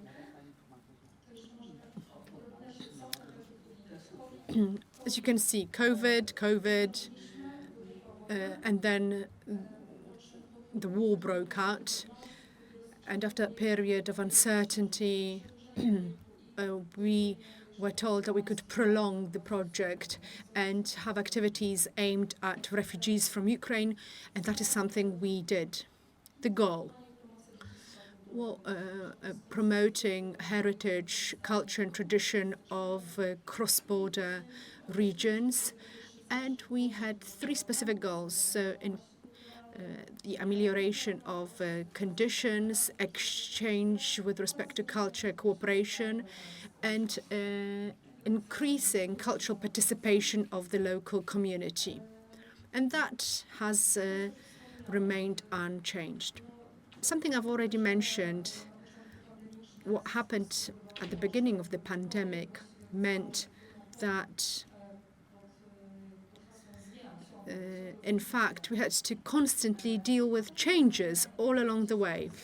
This is what we're able to implement. This is the actions we're able to implement. Fully or partially, with some participation with our project partners. I've already started telling you about the adaptation of the cellar. We managed to prepare a photo studio, a room for music practices, and buy some music equipment. And there were a lot of soft events we organized. investment. There are some pictures. You can see this room for music practice. This is the building of the art school, and we were able to buy equipment, musical instruments, equipment, photographic equipment. We also were able to modernize the concert hall. As you can see, we have a projector, a curtain, so we've changed the level. We have really upgraded the concert hall, and some soft activities, workshops. We decided at one point that there was no time to just sit and wait, that it was time for us to act and simply change our activities and try to focus on a cross-border manner of implementing it. Cultural Summer in Ełk, which was to be an exchange of Polish and Ukrainian youth. People were to meet and do something cultural, but we could not do that fully. We had workshops solely for Polish youngsters. We had workshops organized for them. And during those workshops, children prepared an exhibitions that lasted 5 days. Those workshops were organized for 5 days. A flagship project that is a performance in motion entitled Closer. We had 2 professional dancers working on it, a cello player, a gong player, and a visual artist involved. It's a 40-minute performance on meeting or aspects of getting together and cooperating, involved in it. This was recorded and we shared it with our partners, so our partners could show it to their participants. The exhibition I showed you before, it was also available online. So we're doing everything bearing in mind not solely our Polish participants, but so as to be able to share it with our foreign partners. Another undertaking that was to be a joint event. We were to show Polish and Russian artists, and this had to be changed. Everything took part in Ełk. We had no artists from abroad, from Russia, taking part. But all those cultural events did have a Russian component in them, namely, for instance, the play was based on a Russian play. So if, for instance, films that were shown for children were Russian films, or we had a session of reading Russian stories for children. So we tried to encompass the Russian element in this undertaking. And final element were Days of Polish Culture in Sowieck. This had to be adapted to because we were to go to Russia with our Polish artists. At the end, we organized 2 concerts of Polish music that were broadcast in real time online, and our partners simply gathered an audience in Russia, and they could enjoy those concerts in Russia. And that was to be it, in fact, but the war in Ukraine broke out. And we were unable to implement certain elements. And we were finalizing the project, and we found out that we could actually prolong it and spend some of the funds on activities directed for refugees from Ukraine, which we decided to do because the Ełk Culture Center from the very first day of the war tried to be active in providing assistance from people coming to Ełk. One could think that Ełk is very far away from the Polish-Ukrainian border, but people started coming and people simply needed certain things. So we organized a language course, a Polish language course for citizens from Ukraine. We had 25 participants. These were only women. In addition to that, were meetings with the psychologists for children of those participants, which meant the women participating in the language course had childcare provided for their children because these women were the only carers of the children at the time. These were 64 hours of Polish language lessons. It took around 3 months. There was a test at the end. They took the test at the end, went rather well. We are receiving questions about future language courses. So in our opinion, we really did answer a need of that group. And that would be it, really. We are finalizing the project. We've had it for 5 years. It was planned for 2 years initially. Now it's been almost running for 4 years. So I think time has come for us to finish that work. Thank you very much for your attention.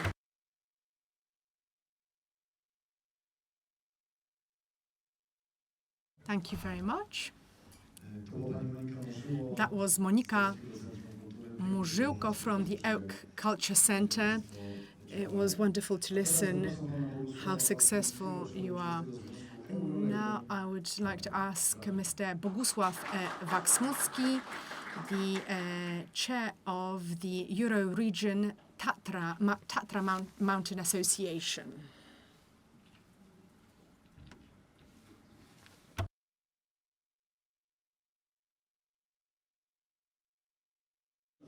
Good afternoon.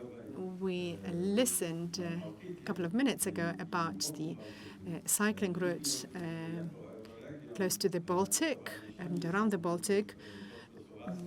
We, the Euro region, have tried to come up with such a cycling path around the Tatra Mountains.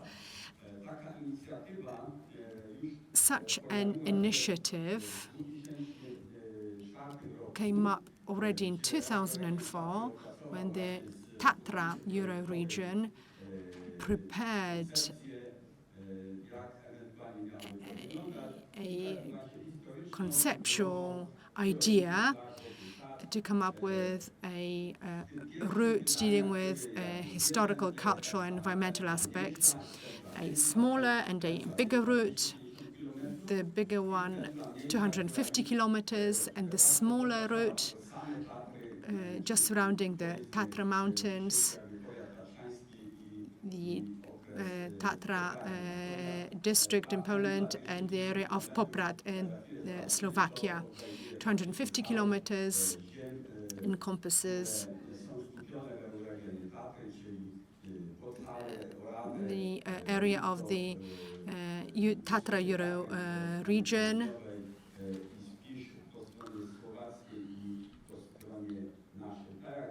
So, as you can see, this big route, the longer route, is on the map.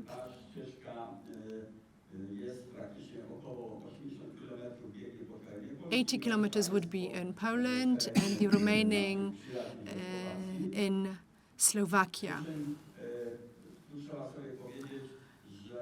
It has to be said that local authorities in Poland have a bigger potential because of the budget at their disposal there. Due to organizational limitations, those budgets are much smaller. So until now, we based our activities on routes through big towns and cities in Slovakia. Preparations were well underway, and first applications were submitted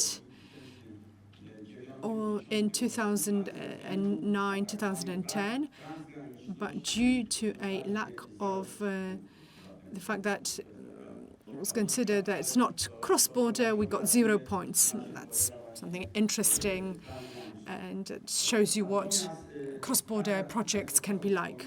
And what has already been said today, at the end of the financial perspective 2007-14, there were financing sources available because of the fact that Poland-Russia projects were discontinued. They were moved to cooperation between Poland and Slovakia. Thanks to good cooperation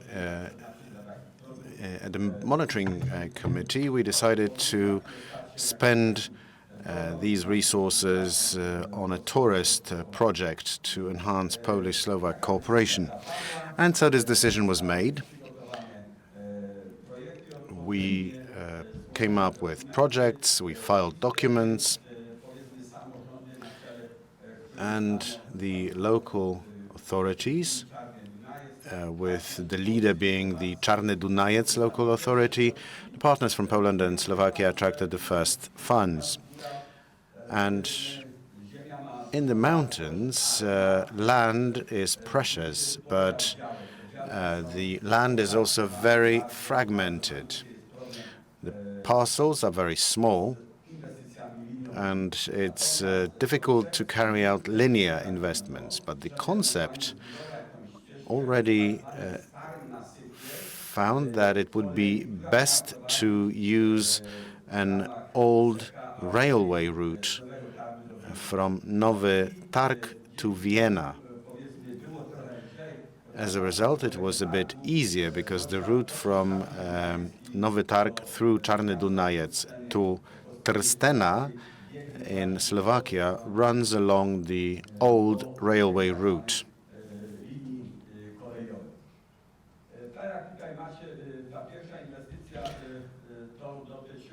The first investment focused on the organizational side of things. It was a bit easier.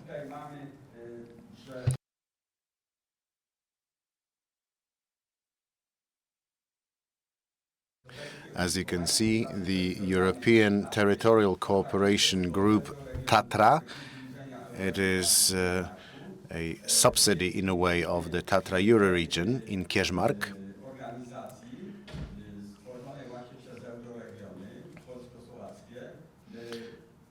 This organization was founded by Polish and Slovak Euro regions, and it became a leader, face of the project. It is responsible for the development of this Tatra route. You can see in green, these are the completed sections. Nowy Targ to Trstena, in Orava, in Slovakia. There's a lot of blue sections which are yet to be built.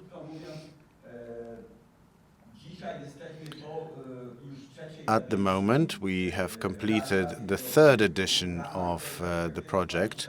As part of the 21-27 perspective, we will file another application to build new sections of the route on the Slovak side.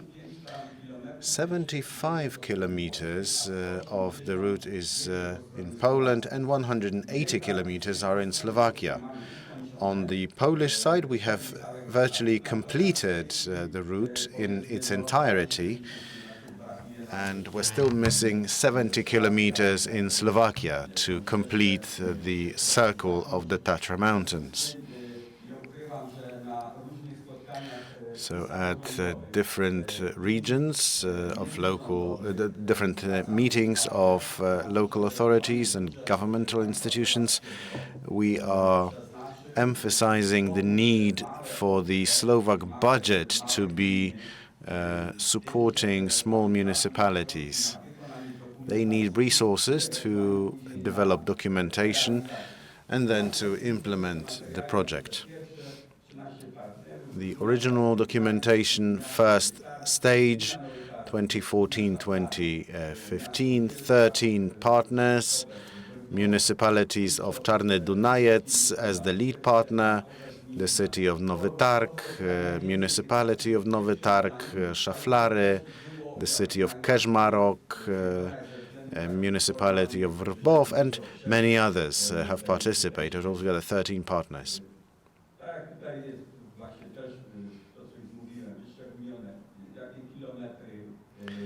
Here you can see the kilometers that have been built. Now the second stage of implementation in 2016-2019, and you can see that some of the municipalities and cities are repeated. The photograph comes from Liptowski Mikuláš. 60 kilometers of new Polish-Slovak routes.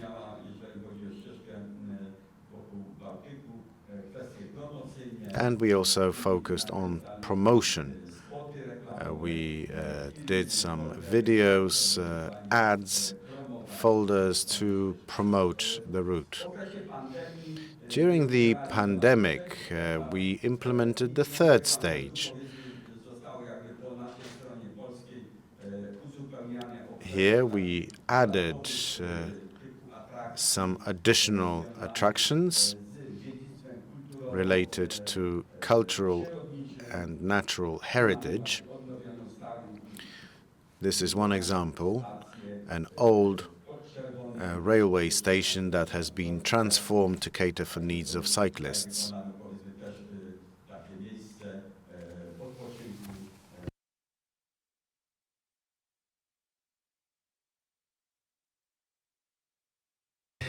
So this was a place where you can get some rest, have a coffee.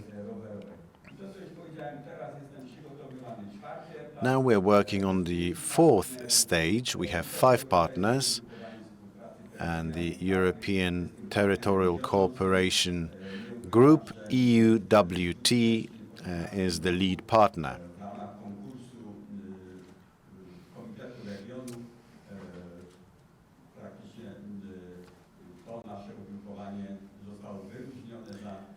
Our group has been recognized by the Committee of the Regions as the best of its kind as a result of the construction of the route around the Tatra Mountains. These are the intentions for the next stage of the work. We want to build more connections to tourist attractions on the Polish side.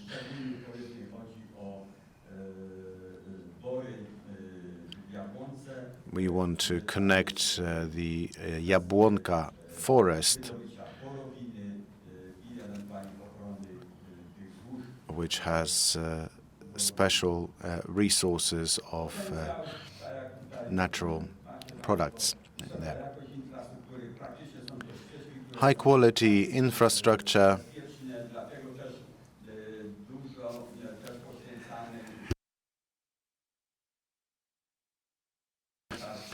We are working on improving the quality of the route from Nowy Targ to Trstena. It's a very relaxed ride for families.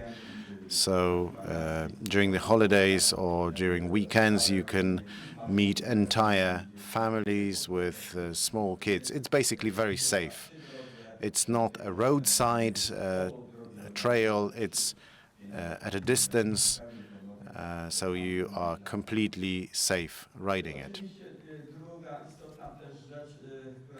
Another important thing is that we want to ensure that the route is open to rollerbladers, to skiers in wintertime. Justyna Kowalczyk, for example, was practicing summer rides on this route.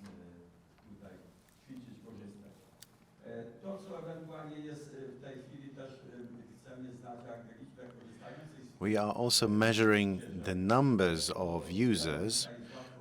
It's easy to measure these days. And we can now say that the number of users exceeds 600,000 people per annum.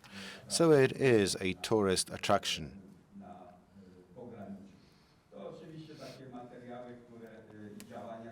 These are some activities that always have to accompany a project in order to promote the investment.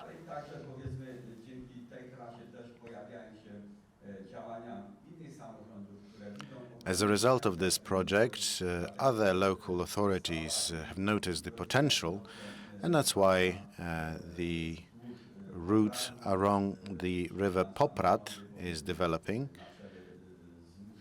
Muszyna, Piwniczna, Stary Sącz, Rytro are the Polish municipalities, and they're working with partners on the other side of the river to expand the connection to attract tourists. This is a short video. I don't know if we can play it.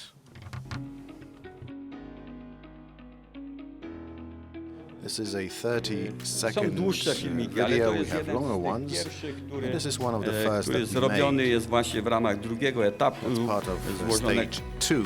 złożonego wniosku.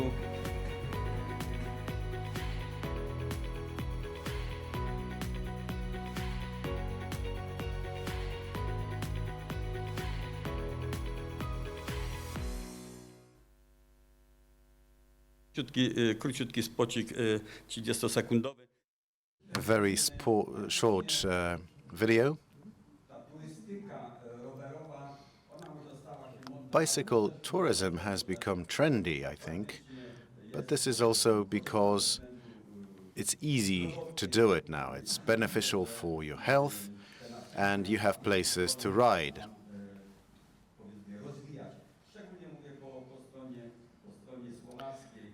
We're looking to investments on the Slovak side. The Slovaks have noticed that this is a success on the Polish side. We also have a route around the Czorsztyn Lake, and this is yet another example of tapping into the tourist potential of cycling. The route is 34 kilometers long, but during the summer and at weekends, there's so many people that sometimes it's better not to ride a bike there. It's been a huge success.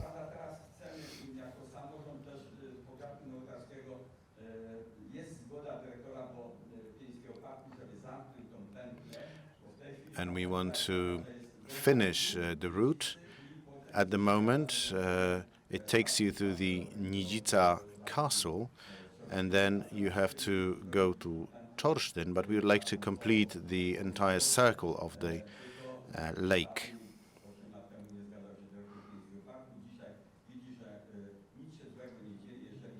The director of the Pieniny National Park objected to the completion of the route, but now he has noticed that nothing bad's happening.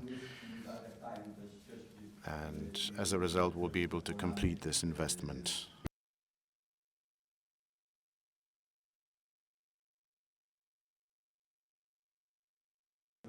So we are going to keep developing the routes,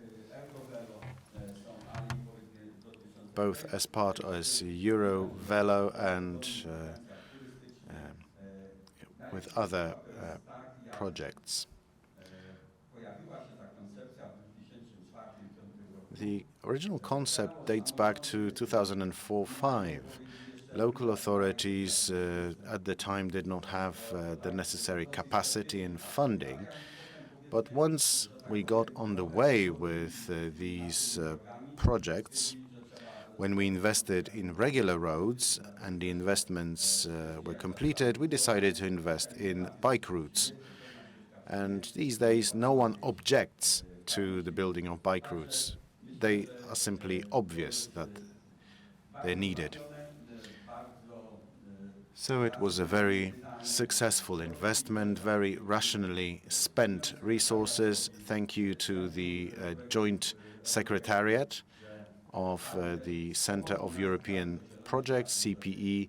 Thank you for giving us the green light to build this necessary tourist infrastructure. And finally,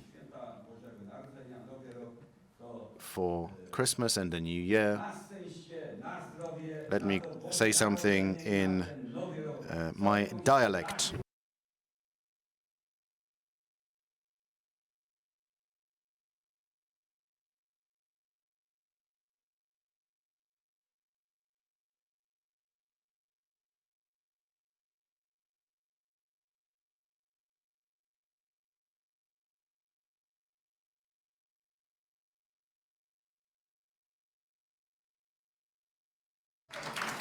Thank you very much.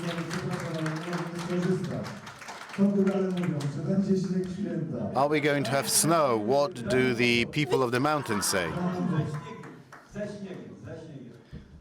might be some trouble with snow. There will be no snow for Christmas. But let's hope that your best wishes in the local dialect will come true and Christmas will be great. And the final speaker for today is Krzysztof Klonowski, head of the Poland-Saxony Secretariat. Hello again. I did not send any presentations, so there are no presentations available. I will be using a piece of paper. And I'm here because we've had the beneficiaries. We've had individual municipalities, individual tourist organizations, but we had the entire Euro-region, the Association of Municipalities.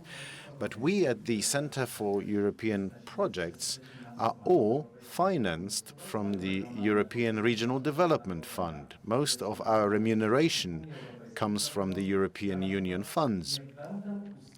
So I will not spare any efforts in praising the EU. I feel compelled to do that, but also because of my convictions. I would like to tell you about Polish-German cross-border cooperation. It was supported by Interreg, but not just that. A few words about the border. We know that the Polish-German neighborhood is not the easiest. We share a troubled history, the history of the Nazi aggression, first and foremost. The border is a result of the Second World War that Germany lost, and it is a pretty new border. In 1945, it was drafted along rivers, Odra and Nysa Łużycka. There's a short land section.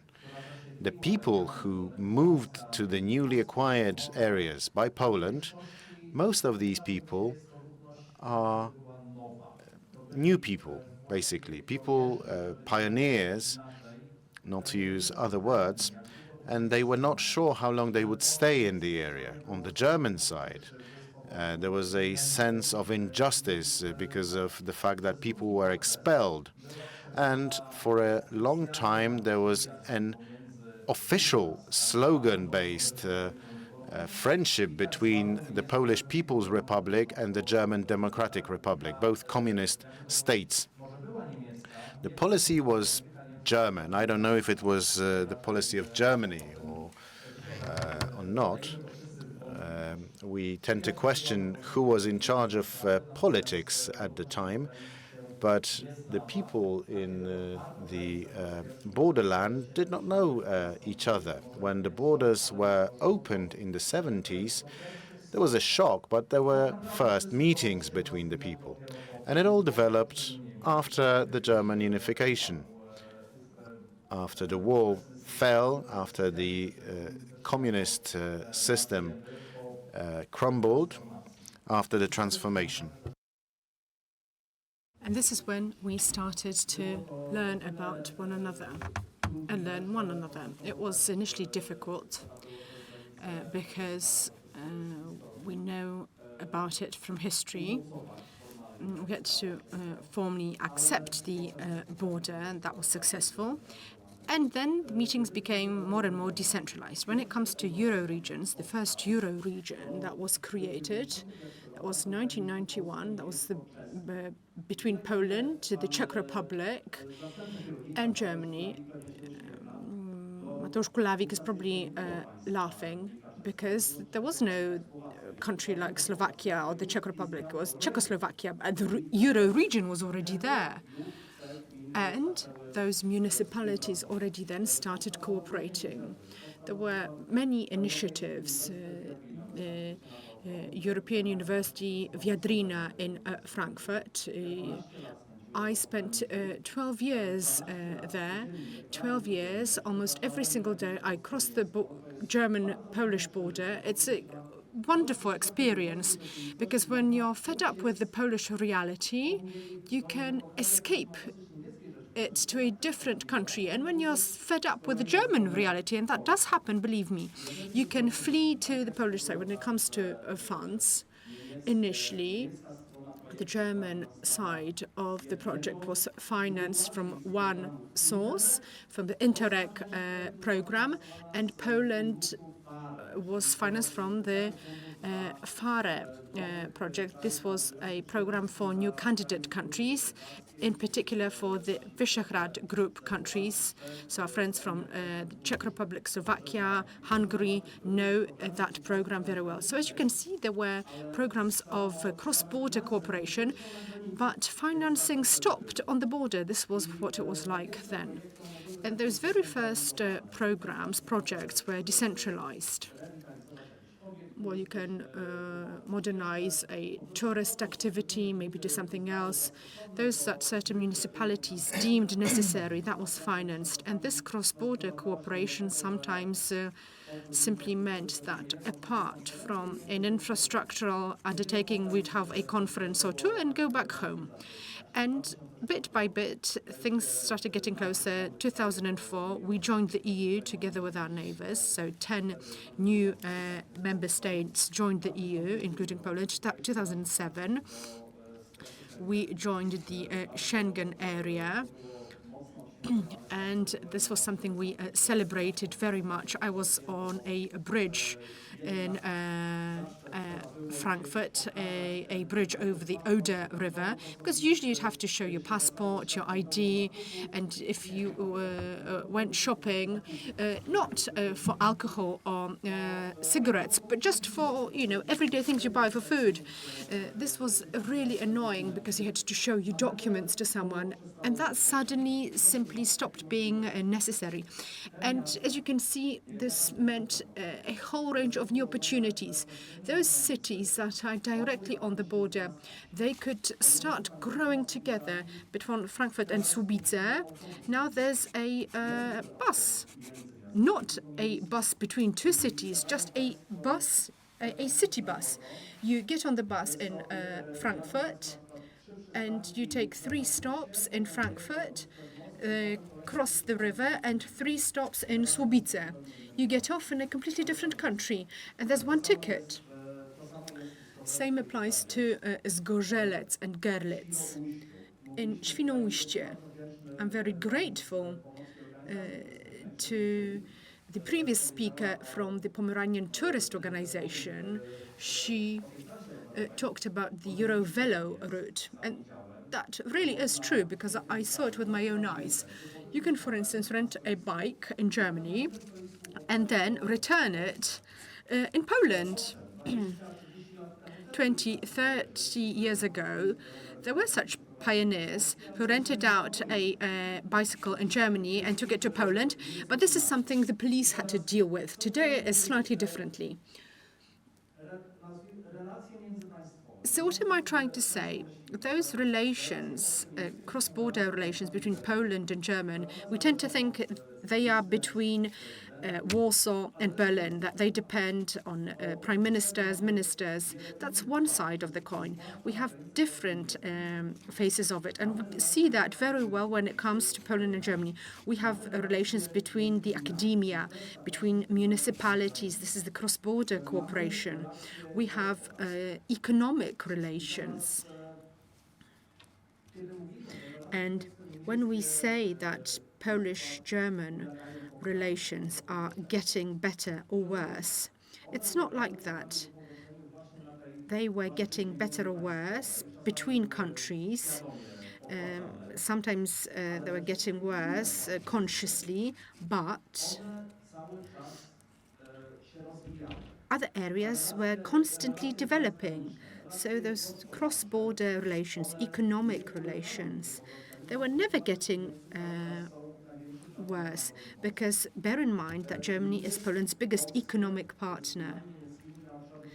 Municipalities in Poland didn't stop cooperating with German municipalities. Students didn't stop visiting one another. Friendships were being coined. Polish-German pairs, cross-border pairs. This is something we like to talk about while speaking about many different programs. But these are all side effects. And this is all happening irrespective of the climate. Yes, it's true. It has not been easy recently when the cross-border cooperation financed from EU funds was something normal. But then there came a time when some politicians start expressing strange ideas about the European flag. And we have beneficiaries visiting us in our secretariat, and they are surprised that we still have an EU flag.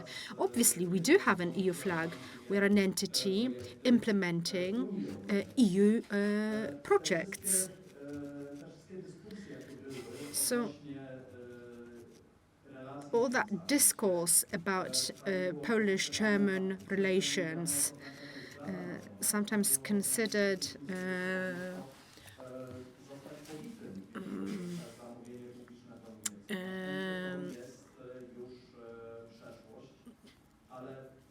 as betrayal of the Polish raison d'être, and sometimes people would be beaten up for speaking German publicly. Well, let's hope it's all in the past.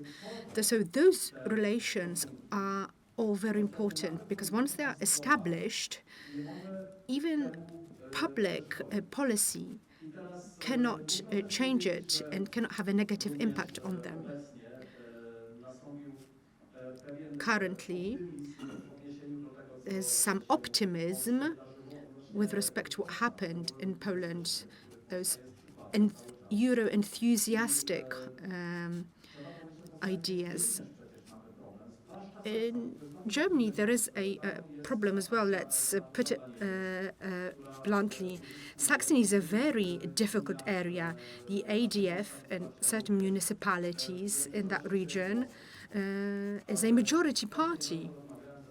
I have recently talked to a starost of one of our districts, and he confirmed that it is an example of how such demons can be fought and how one can move forward by cooperating and working together with neighbors. It's been over 30 years of true neighborhood between Poland and Germany, and that experience shows us that reconciliation is not all that easy, that sometimes you need to stop along the way, you need to take time and think and explain things, not move too fast, to be open in what you say. But I believe we're going in the right direction. Thank you very much. That would be all from me. I'd like to wish you all a fruitful celebration, and we will see one another during the dinner. Thank you very much. Thank you very much to Krzysztof Kolanowski. This is our last presentation of the day. Now I'd like to ask the director of the Centre for European Projects, Mr. Buller, to take the floor. Ladies and gentlemen, we have 45 minutes or even an hour and a half. A lecture has been suggested. No, that's just a joke. No lectures from me today. I'd like to refer to what Krzysztof just said. I'm not sure you know that at the Centre for European Projects on Tuesdays, the management always meets. And when the new financial perspective was opened and we're starting to think about calls, he came up with the idea everyone wants to cooperate with everyone else and showed us a picture, a meeting between German and Polish criminals saying they want to cooperate as well.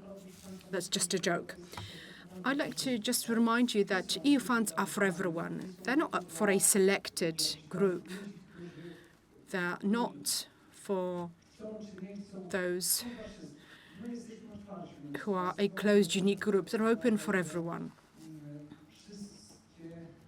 I'm going to repeat once and again that all programs or our units that organize calls, they provide information and assistance and advisory services. So I'm going to encourage you to make full use of that as potential future beneficiaries. Why? Because we want to ensure that the best quality applications reach us so that from them we can select the best, the most interesting ones that are then implemented. Obviously, they have to go through an evaluation procedure. The first phase is the formal evaluation, then on substance, and results are presented to the monitoring committee, and then the monitoring committee selects those projects that are deemed interesting and will receive financing. So this process I referred to seems pretty simple, easy, just a couple of points. But it's very difficult day in, day out, and it requires the work of many, many people, and undoubtedly those people who, on the one hand, organize those calls and evaluate the applications and then provide support when they are implemented and try to provide assistance to beneficiaries to ensure that the funds allocated within the cost are spent as eligible costs, because I'm going to stress once again, these costs need to be deemed as eligible, because sometimes we have, during a week, 5, 6 controls at the same time. There are situations where we were short of desks to, provide our auditors with. I was talking about the process. We'd have to put it bluntly. It is tough work. But at the end of the day, those projects and their success is something that we're all happy about, and it is like a prize or award for us.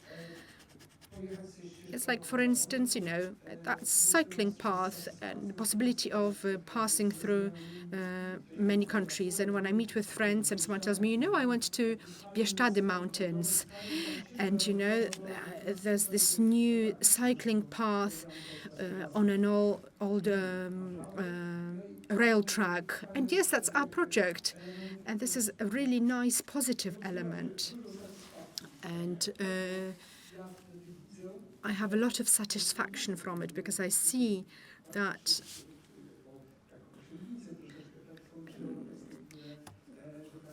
as an intermediary, we provide our beneficiaries funds to. We see that they translate into people's well-being and people's wealth as well. There's this humanistic aspect where no one tells you how to calculate that, evaluate, measure. But I see that. I see that those relations between our partners, like Krzysztof said, that because we get to know one another, because we get to know the culture, traditions, even the cuisine. It means we get to know one another and we become friends. What else could be said?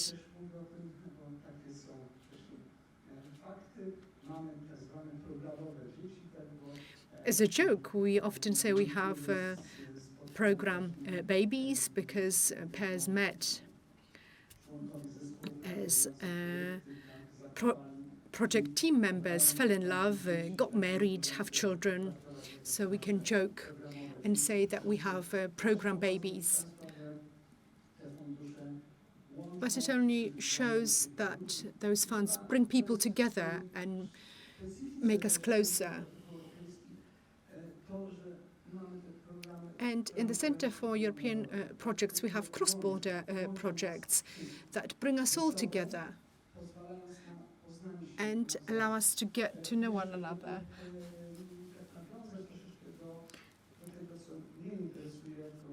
I'd like to refer to something that is interesting for me from a scientific point of view. I'm dealing with cross-border safety and security when the war in Ukraine broke out, and analyzing security policy of the EU, I started wondering whether it's appropriate.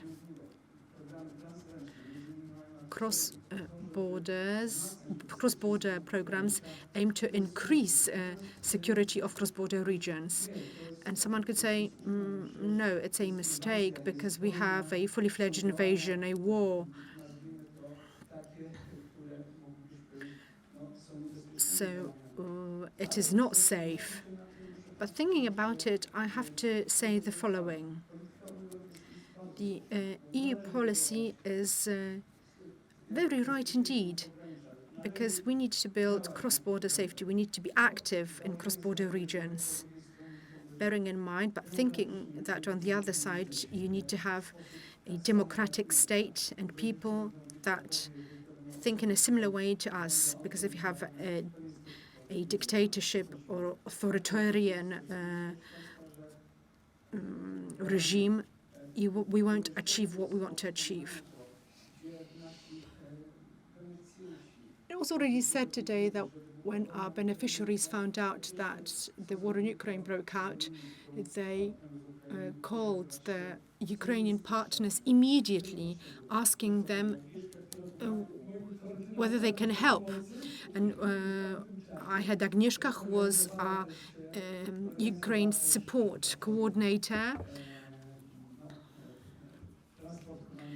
She organized humanitarian transport to Ukraine and organized assistance. She went to Ukraine with Stanisław to Ukraine. They drove there to provide necessary products. So really, those projects do bring us together, irrespective of whether it's the cross-border region between Poland and Ukraine, Poland or Germany, or Poland or Slovakia, or whether it's around the Baltic Sea.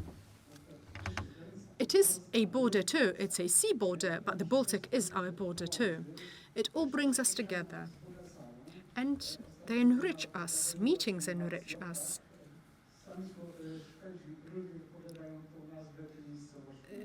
Swedes say the name of the city differently. They don't know how to, say it consistently. But we talked about the joint secretariat and its task. It was a really interesting meeting with many, many people from different countries. And we could talk, share our experiences, knowledge, perceptions. We got together, we met, and I think can be said about each and every program, Poland, Ukraine, Poland, Saxony. By meeting, getting together, we are laying ground for a better future. And I think this is going to be also true in the future, a favorable future for all of us. Thank you very much.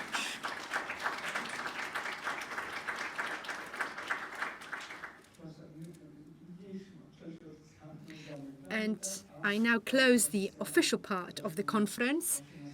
At 6:30, we're going to start the unofficial part, that is the dinner. We're going to have some guests joining us.